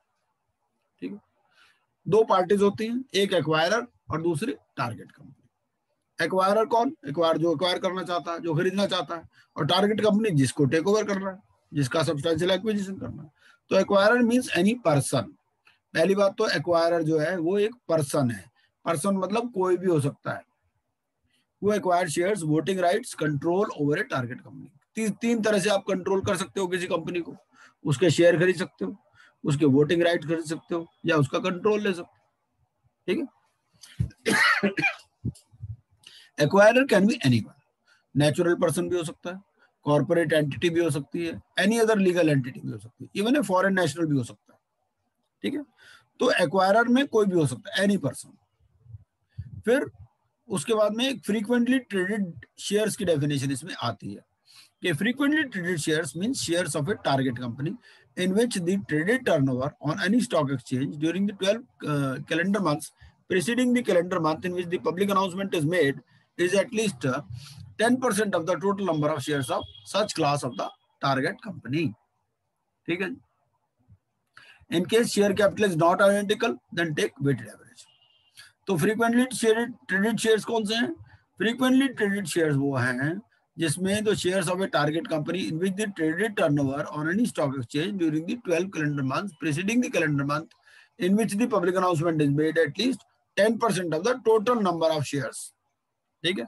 एक कंपनी के 10 लाख शेयर है, उसमें 1 लाख शेयर्स की ट्रेडिंग हो रही है. ठीक है. वो फ्रीक्वेंटली ट्रेडेड शेयर्स हो गए 10%. ठीक है. लास्ट 12 मंथ्स में एंटरप्राइज वैल्यू क्या है? Enterprise value means the value calculated as market capitalization of a company plus debt, minority interest and preferred shares minus total cash and cash equivalent. ये enterprise value है. ठीक है. फिर identified date क्या है? Identified date है date falling on the 10th working day prior to the commencement of the tendering period for the purpose of determining the shareholders to whom the letter of offer shall be sent. तो identified date भी इसमें एक important definition है. ठीक है. ये date होती है falling on the 10th working day prior to the commencement of the trading period. भाई ऐसा है, आपने किसी कंपनी के शेयर खरीदने हैं. आप शेयर खरीदोगे कैसे? या तो मार्केट से खरीदोगे, स्टॉक एक्सचेंज से खरीदोगे. अगर स्टॉक एक्सचेंज नहीं है तो आप ऑफर दोगे जो एग्जिस्टिंग शेयर होल्डर्स है कि भाई मैं इस कंपनी को टेक ओवर करना चाहता हूं, तो जिसको भी देने हैं शेयर मेरे को दे दो. ठीक है. तो ये जो आइडेंटिफाइड डेट है, आइडेंटिफाइड डेट का उसी से मतलब है कि this is the date falling on the 10th working day prior to the commencement of the tendering period for the purpose of determining the share holder to whom the letter of offer shall be sent. Control का क्या मतलब है? Control means the right to appoint majority of directors. जरूरी नहीं कि आपने share ही खरीदने हैं, आप वैसे भी कंट्रोल कर सकते हो. तो control means the right to appoint majority of directors, control the management, policy decisions exercisable by a person or person acting individually or in concert. ठीक है.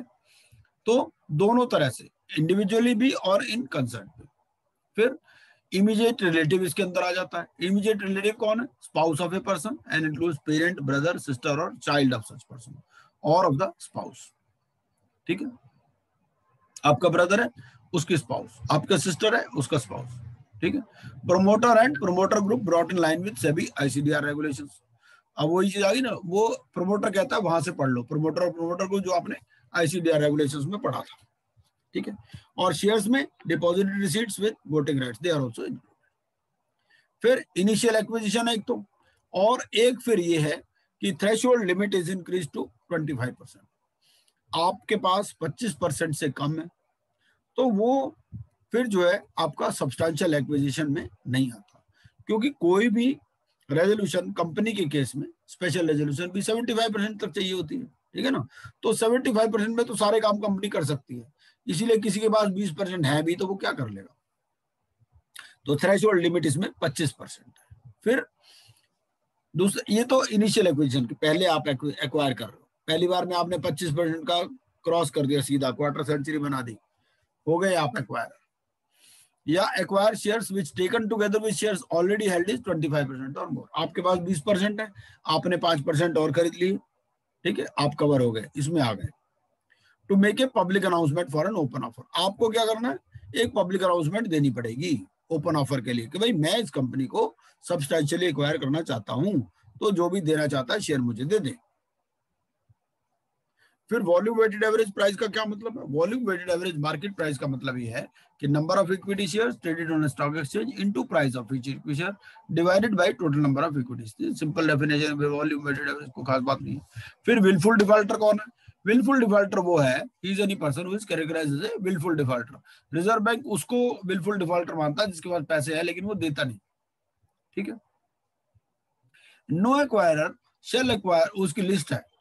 No acquirer shall acquire shares or voting rights in a target company, which taken together with shares or voting rights, if any, held by him and the persons acting in concert with him, entitles him to exercise 25% or more of the voting rights in such target company unless the acquirer makes a public announcement of an open offer. भाई आपने 2% खरीदने हैं, 3% खरीदने हैं, 4% खरीद लो, कोई नहीं मनाइए, ठीक है।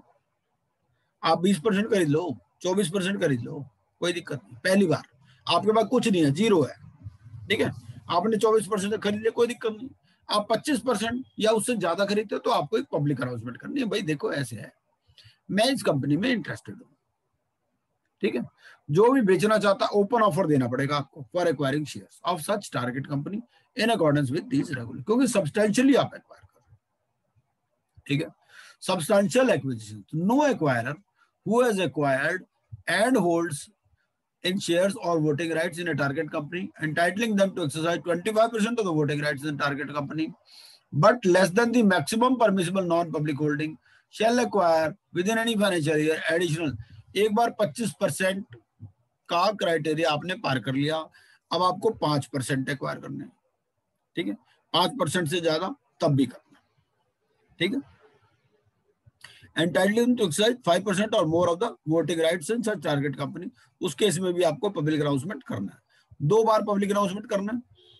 25% पहली बार में एक्वायर कर रहे हो तब, आपके पास 20% है, आप 5% और एक्वायर करो तब भी करना है 25। आपके पास ऑलरेडी 25 है, आप 5% से और ज्यादा एक्वायर कर रहे हो तो भी करना है, ठीक है, पब्लिक अनाउंसमेंट करना है। फिर सब्सटेंशियल एक्विजिशन ऑफ शेयर्स और voting rights as contained in regulation 3 of SEBI shall not apply to acquisition of shares of a company by the promoters in terms of provisions of chapter 6A of SEBI ICDR regulations। ये अभी अभी हमने पढ़े SEBI ICDR regulations, उसमें हमने क्या पढ़ा था? उसमें हमने ये पढ़ा था कि भाई आपने जो 75% से कम यूटिलाइज किया, जो ऑब्जेक्ट स्टेटेड थे मेमोरेंडम में, ठीक है, तो जो जिन्होंने इन्वेस्ट किया था वो कहने लगे यार ये तो गड़बड़ है बंदे, अब हमें तो अपना पैसा वापस दे दो, ठीक है। 10% शेयर होल्डर ने वोट किया मीटिंग में और उन्होंने क्या किया, उन्होंने पैसे आपसे वापस मांग लिए। तो ये जो पैसे वापस मांग लिए उस वो कोई ना कोई तो खरीदेगा ना, कंपनी तो खरीदेगी ना। तो प्रमोटर अगर होल्डिंग इस वजह से बढ़ रही है तो वो उसमें काउंट नहीं होगी, ये लिखा है इसमें, ठीक है। तो it shall not apply to acquisition, तो जबरदस्ती उसको लेने पड़ रहे हैं ना, ठीक है ना।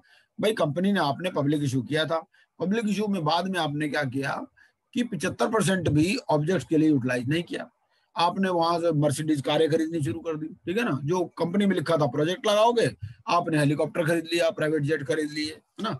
जो ऑब्जेक्ट था उस पर आप काम ही नहीं कर रहे, शेयर होल्डर कह रहे यार ये तो बेकार कंपनी, हमारे पैसे वापस दो। तो उस वजह से अगर कंपनी को कोई शेयर खरीदने पड़ेंगे तो वो सब्सटेंशियल एक्विजिशन में नहीं आएगा, ठीक है।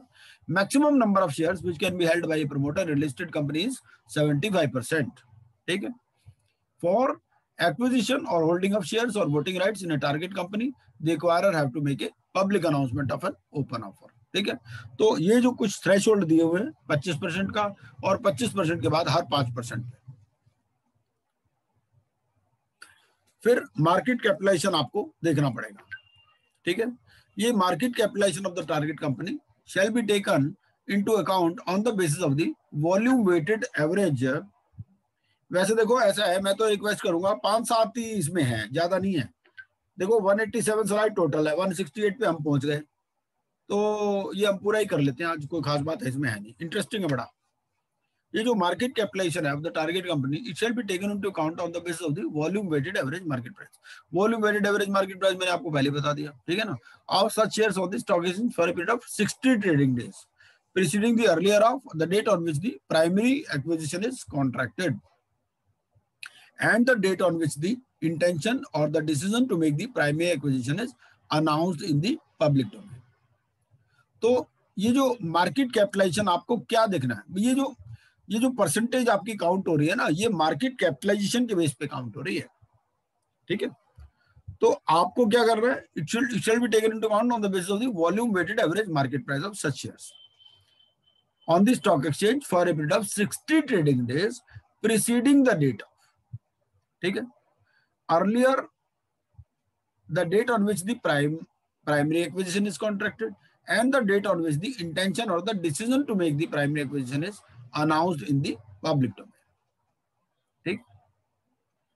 एक तो ये जो भी डेट अर्लियर हो, या तो ऐसा होता है कि प्राइमरी एक्विजिशन के लिए कई बार आप प्रमोटर से कांटेक्ट कर देते हो, भाई ऐसा है जो एग्जिस्टिंग प्रमोटर है, भाई इस कंपनी में मैं इंटरेस्टेड हूँ, मैं आपके साथ एक एग्रीमेंट कर लेता हूँ कि मैं आपकी कंपनी के शेयर खरीद लूंगा, मैं पब्लिक ऑफर भी करूंगा, लेकिन अगर मान लो मेरे को पब्लिक ऑफर में उतने प्राइस नहीं मिले तो मैं तुम्हारे भी नहीं लूंगा शेयर्स, प्रमोटर वाले भी नहीं लूंगा, ठीक है ना। वो चीज यहाँ पर बात डिस्कस कर रहा है। In the event the acquirer makes a public announcement of an open offer for acquiring shares of a target company, he may delist the company in accordance with the principles of the SEBI. तो delisting regulations के हिसाब से delist भी कर सकता है, ठीक। और इन the event of the failure of the delisting offer made by the acquirer through the manager to the open offer shall within 5 working days from the date of the announcement file with the board a draft of the letter of offer, ठीक है। तो अगर मान लो ये जो delisting का offer है ये फेल हो गया, ठीक है, तो उसमें क्या करेगा ये, shall within 5 working days from the date of the announcement file with the board a draft of the letter of offer, ठीक है। An acquirer who together with persons acting in concert hold shares or voting rights entitling them to exercise 25% or more but less than the maximum permissible non-public shareholding, ये कितनी है, maximum permissible non public share holding कितनी है, 75%, ठीक है ना। He shall be entitled to voluntarily make a public announcement of an open offer for acquiring shares.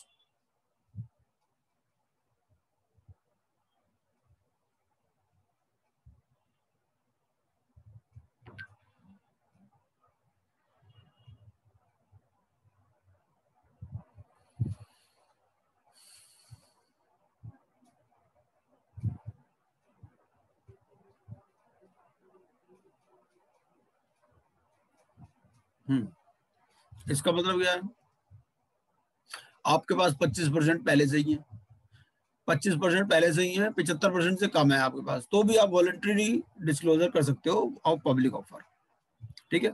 उसके इसमें मैंडेटरी नहीं है आपके पास डिस्क्लोज करना। 25 आपके होने वाले हैं, 20 से 25 कर रहे हो तो करना जरूरी है। 25 आपके पास ऑलरेडी है तो आप ऑलरेडी पावर में हो, इसका मतलब तो आप और शेयर एक्वायर करना चाहते हो तो उसमें आप वॉलंटरीली पब्लिक अनाउंसमेंट कर सकते हो, ठीक है। An acquirer who have made a public announcement to acquire shares of a target company shall not be entitled to acquire any shares of the target company for a period of 6 months after completion of the open offer. आपने एक बार open offer दे दिया, ठीक है, तो 6 महीने से पहले आप दूसरा ऑफर नहीं दे सकते, ठीक है। No person who is a willful defaulter shall make a public announcement of an open offer. जो willful defaulter है इस पर RBI regulations, वो ये पब्लिक अनाउंसमेंट नहीं दे सकता ऑफ ओपन ऑफर, ठीक है। ये open offer for acquisition to be shall be for at least 26% of the total shares, ठीक है। कम से कम आपको 26% के लिए ओपन ऑफर देनी पड़ेगी as of 10 working days from the closure of the tendering period, ठीक है। ये 26% का क्या फंडा है भाई, 25 आपके पास ऑलरेडी है। 25 का मतलब क्या है, 25 का मतलब यह है कि आप कंपनी का काम बिगाड़ सकते हो, ठीक है। बिगाड़ने का क्या मतलब, भाई कोई स्पेशल रेजोल्यूशन आप पास ही नहीं होने दोगे, ठीक है, कंट्रोल तो आ गया। वो कहता है भाई जब तुम्हारे पास 25 ही आ गए तो तुम ऐसा करो ना 51 ही ले लो, 26 और ले लो। 26 और लेके क्या होगा, आपका पेट तो भर जाएगा, 51 हो जाएंगे आपके पास। 51 में पूरा ही कंट्रोल करना कंपनी को, ठीक है।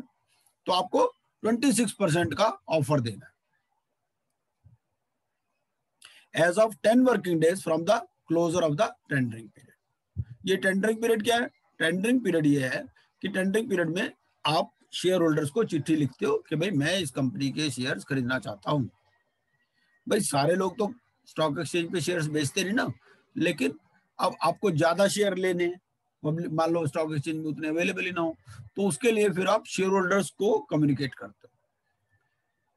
उसके बाद में आता है कि whether partly paid up shares can be tendered in the open offer. Yes, partly paid shares can also be tendered, ठीक है। और जो ऑफर प्राइस होगा for partly paid shares, it shall be computed as difference between the offer price and the amount due towards calls in arrears including calls remaining unpaid with interest if any, ठीक है। Conditional offer क्या है, conditional offer है an offer which the acquirer has stipulated A minimum level of acceptance. मैंने बताया क्या होता है होल्ड, ये एक्विजिशन दो तरह से होता है। प्रमोटर के पास कुछ शेयर पड़े होते हैं, कुछ तो शेयर वो प्रमोटर से लेगा जो कंपनी को कंट्रोल करना चाहता है, कुछ शेयर वो लेगा पब्लिक से। वो प्रमोटर के साथ एग्रीमेंट कर लेता है, भाई ऐसा है मैं इस कंपनी को एक्वायर करना चाहता हूँ, ठीक है ना, मैं तुम्हारे शेयर खरीद लूंगा, लेकिन अगर मुझे ओपन मार्केट से मिलेंगे तभी खरीदूंगा, वरना मेरा पर्पज ही फुलफिल नहीं होगा, नहीं तो ये भी खत्म। तो ये होता है कंडीशनल ऑफर, ठीक है। And open offer is required to be kept open for 10 working days, ठीक है। और ये है कि whether a share holder who once tendered is shares in the open offer, क्या वो विड्रॉ कर सकता है? नहीं, ही कैन नॉट विड्रॉ, ठीक है। जो मैनेजर होगा टू द ओपन ऑफर, उसका क्या रहता है? He has to ensure that the acquirer is able to implement the, जैसे हमने इनसाइडर ट्रेडिंग में देखा था, एक कंप्लायंस ऑफिसर होता है, तो यहाँ पर क्या होता है? यहाँ पर एक होता है मैनेजर टू द ऑफर। तो मैनेजर टू द ऑफर को ये देखना है कि जो भी रेगुलेशंस हैं उसके हिसाब से acquirer is able to implement the offer, ठीक है।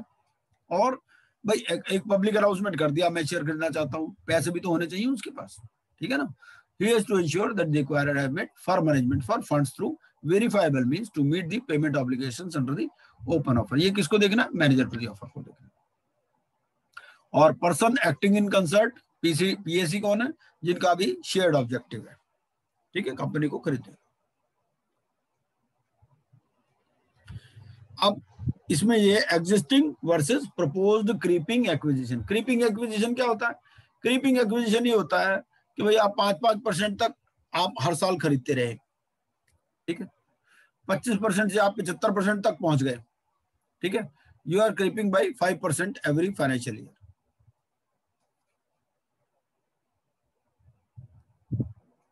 तो जो क्रीपिंग है वो भी इसमें आ जाता है, एक क्रीपिंग ऑफर भी इसके अंदर कवर हो जाता है। कई बार क्या होता है कि वो इस तरह से उस चीज को ऑपरेट करते हैं कि भाई हम इसके नेट में ना आए, ये इन रेगुलेशंस के। तो अगर कोई क्रीपिंग एक्विजिशन भी इसमें कवर्ड है। ये फिर कंट्रोल के लिए हमने कुछ इलस्ट्रेशंस बना रखी हैं, इसको आप देख लेना, ठीक है। वो होल्डिंग के थ्रू, सब्सिडरी के थ्रू कैसे कैसे टारगेट हो रहा है, क्या क्या हो रहा है, डायरेक्ट और इनडायरेक्ट एक्विजिशन क्या है, ये सारी चीजें आप पढ़ सकते हैं। ऑफर साइज मैंने बताया मिनिमम 26% लेना पड़ेगा आपको, ठीक है ना।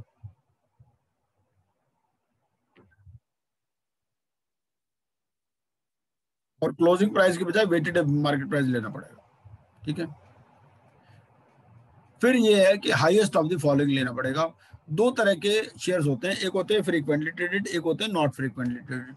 बस 5 मिनट और लगेंगे। जो शेयर परचेज एग्रीमेंट है आपका, तो शेयर परचेज एग्रीमेंट में आपको देखना पड़ेगा कि फ्रीक्वेंटली ट्रेडेड शेयर्स और नॉट फ्रीक्वेंटली ट्रेडेड शेयर्स, ठीक है। फिर वॉल्यूम वेटेड एवरेज प्राइस, इसमें क्या है कि जो वेटेड एवरेज मार्केट प्राइस है ना 60 ट्रेडिंग डेज, ये फ्रीक्वेंटली ट्रेडेड शेयर्स में अप्लाई होता है। लेकिन जो नॉट फ्रीक्वेंटली ट्रेडेड शेयर्स हैं तो इसमें कंपनी डिसाइड करती है अलॉन्ग विद मैनेजर, ठीक है। जो फ्रीक्वेंटली ट्रेडेड शेयर्स नहीं है, फ्रीक्वेंटली ट्रेडेड शेयर्स मैंने पहले भी आपको बता दिया 10% जिसकी ट्रेडिंग होती है पिछले 1 साल में 12 महीने में, ठीक है। मोड ऑफ पेमेंट क्या करना है? आपको कैश में पेमेंट दे सकते, भाई आपने शेयर खरीदने हैं तो शेयर खरीदने वालों को पैसे भी तो दोगे ना, जिसके शेयर खरीदोगे उसको कैश में भी दे सकते हो। Issue, exchange or transfer of listed equity share दे सकते हो। Issue, exchange or transfer of listed debt securities दे सकते हो। Issue, exchange or transfer of convertible securities दे सकते हो। Entitling the holder to acquire listed equity share या कॉम्बिनेशन दे सकते हो, ठीक है। पेमेंट आपने कैसे करनी है। फिर इसमें एग्जम्पशंस क्या है? एग्जम्पशन ये है कि कई बार मान लो प्रमोटर आपस में कोई अदला बदली कर रहे हैं तो वो इससे एग्जम्प्ट है, ठीक है। ओनली अमंगस्ट इमीडिएट रिलेटिव्स ये एग्जम्प्ट है। प्रमोटर्स में एग्जम्प्ट है। कंपनी और उसकी होल्डिंग कंपनी अगर कोई आपस में खरीद बेच कर रही है तो वो एग्जम्प्ट है। कंपनी एंड सब्सिडरीज, ठीक है। तो जहां पर बेसिकली कंट्रोल अगर चेंज नहीं हो रहा तो फिर वो एग्जम्प्ट है उसमें।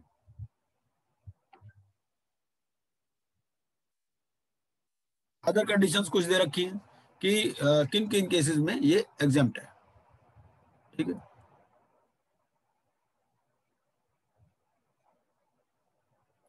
फिर ओपन ऑफर का प्रोसेस क्या है? आपने ओपन ऑफर तो देना है, ठीक है। भाई 25% है, 26% आपको एक्वायर करने हैं, ठीक है। तो आपको एक तो पब्लिक अनाउंसमेंट देना है और फिर एक देना है आपको डिटेल्ड पब्लिक अनाउंसमेंट।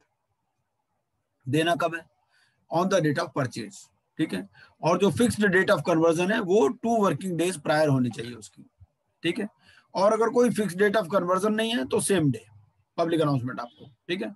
और इनडायरेक्ट अगर आप एक्विजिशन कर रहे हो तो 4 working days from primary contract, ठीक है।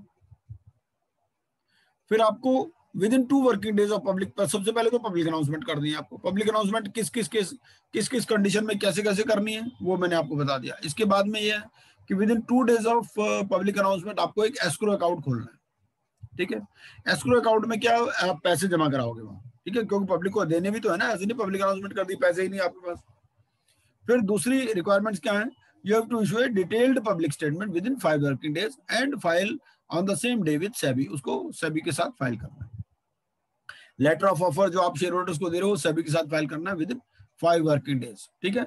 एंड डिटेल्ड पब्लिक स्टेटमेंट, ठीक है। और SEBI will give its observations within 15 working days. फिर डिस्पैच आपको कर रहा है letter of offer within 7 working days of receipt of observations. फिर you have to issue advertisement at least 1 day before the offer opens. आपको offer open हो गया तो within 12 days of receipt of observations, ठीक है, you have to open the offer. Tendering period उसमें 10 working days रहेगा।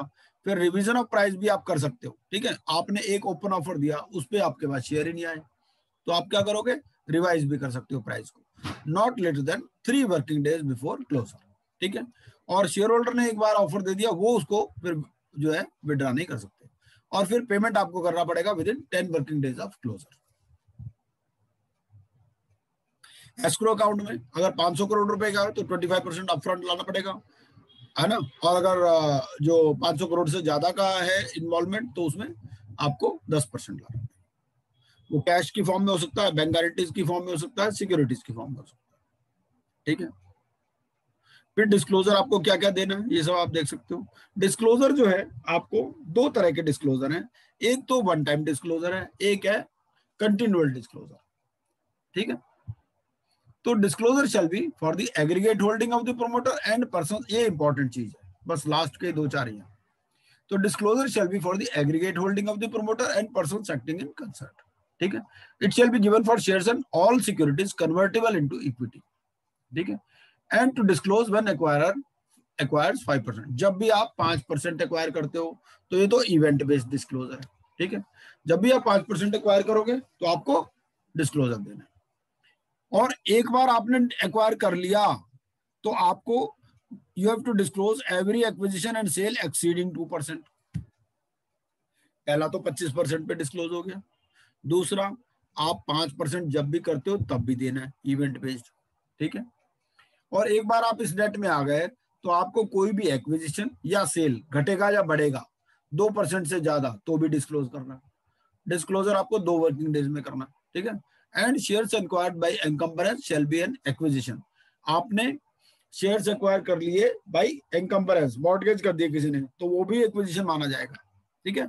And given on release of encumbrance, इसको disposal माना जाएगा, ठीक है। Disclosure by person holding more than 25% to stock exchange and target company within 7 working days of March 31st, ठीक है। Continual disclosure है, even if no change disclosure has to be done every year.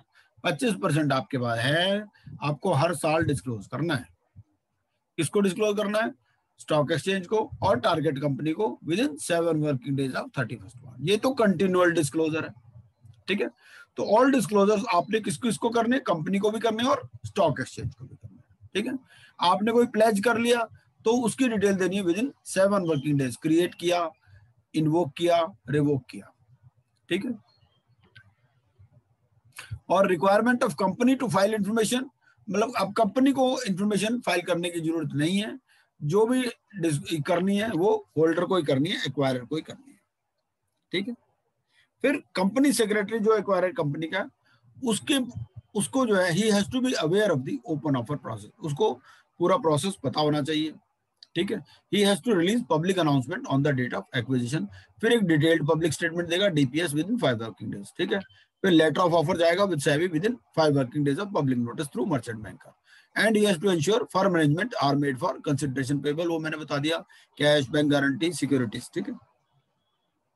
Escrow account खोलना है, open offer होगा 26%, ठीक है। Not to alienate any assets of the company unless statement to that effect is made in the letter of offer, ठीक है। If required to alienate, get share holders resolution, तो share holder की resolution आपको लेनी पड़ेगी अगर if you want to alienate any assets of the company, ठीक है। To ensure that the acquirer does not sell any shares during the offer period, तो acquirer को अपने ही शेयर नहीं बेचने, ऐसा नहीं कि अपने ही शेयर बेच रहा हो, ठीक है। फिर अपॉइंटमेंट ऑफ डायरेक्टर्स भी इसमें है। उसके बाद में आता है फिर completion of acquisition of shares after the closure of offering period, ठीक है।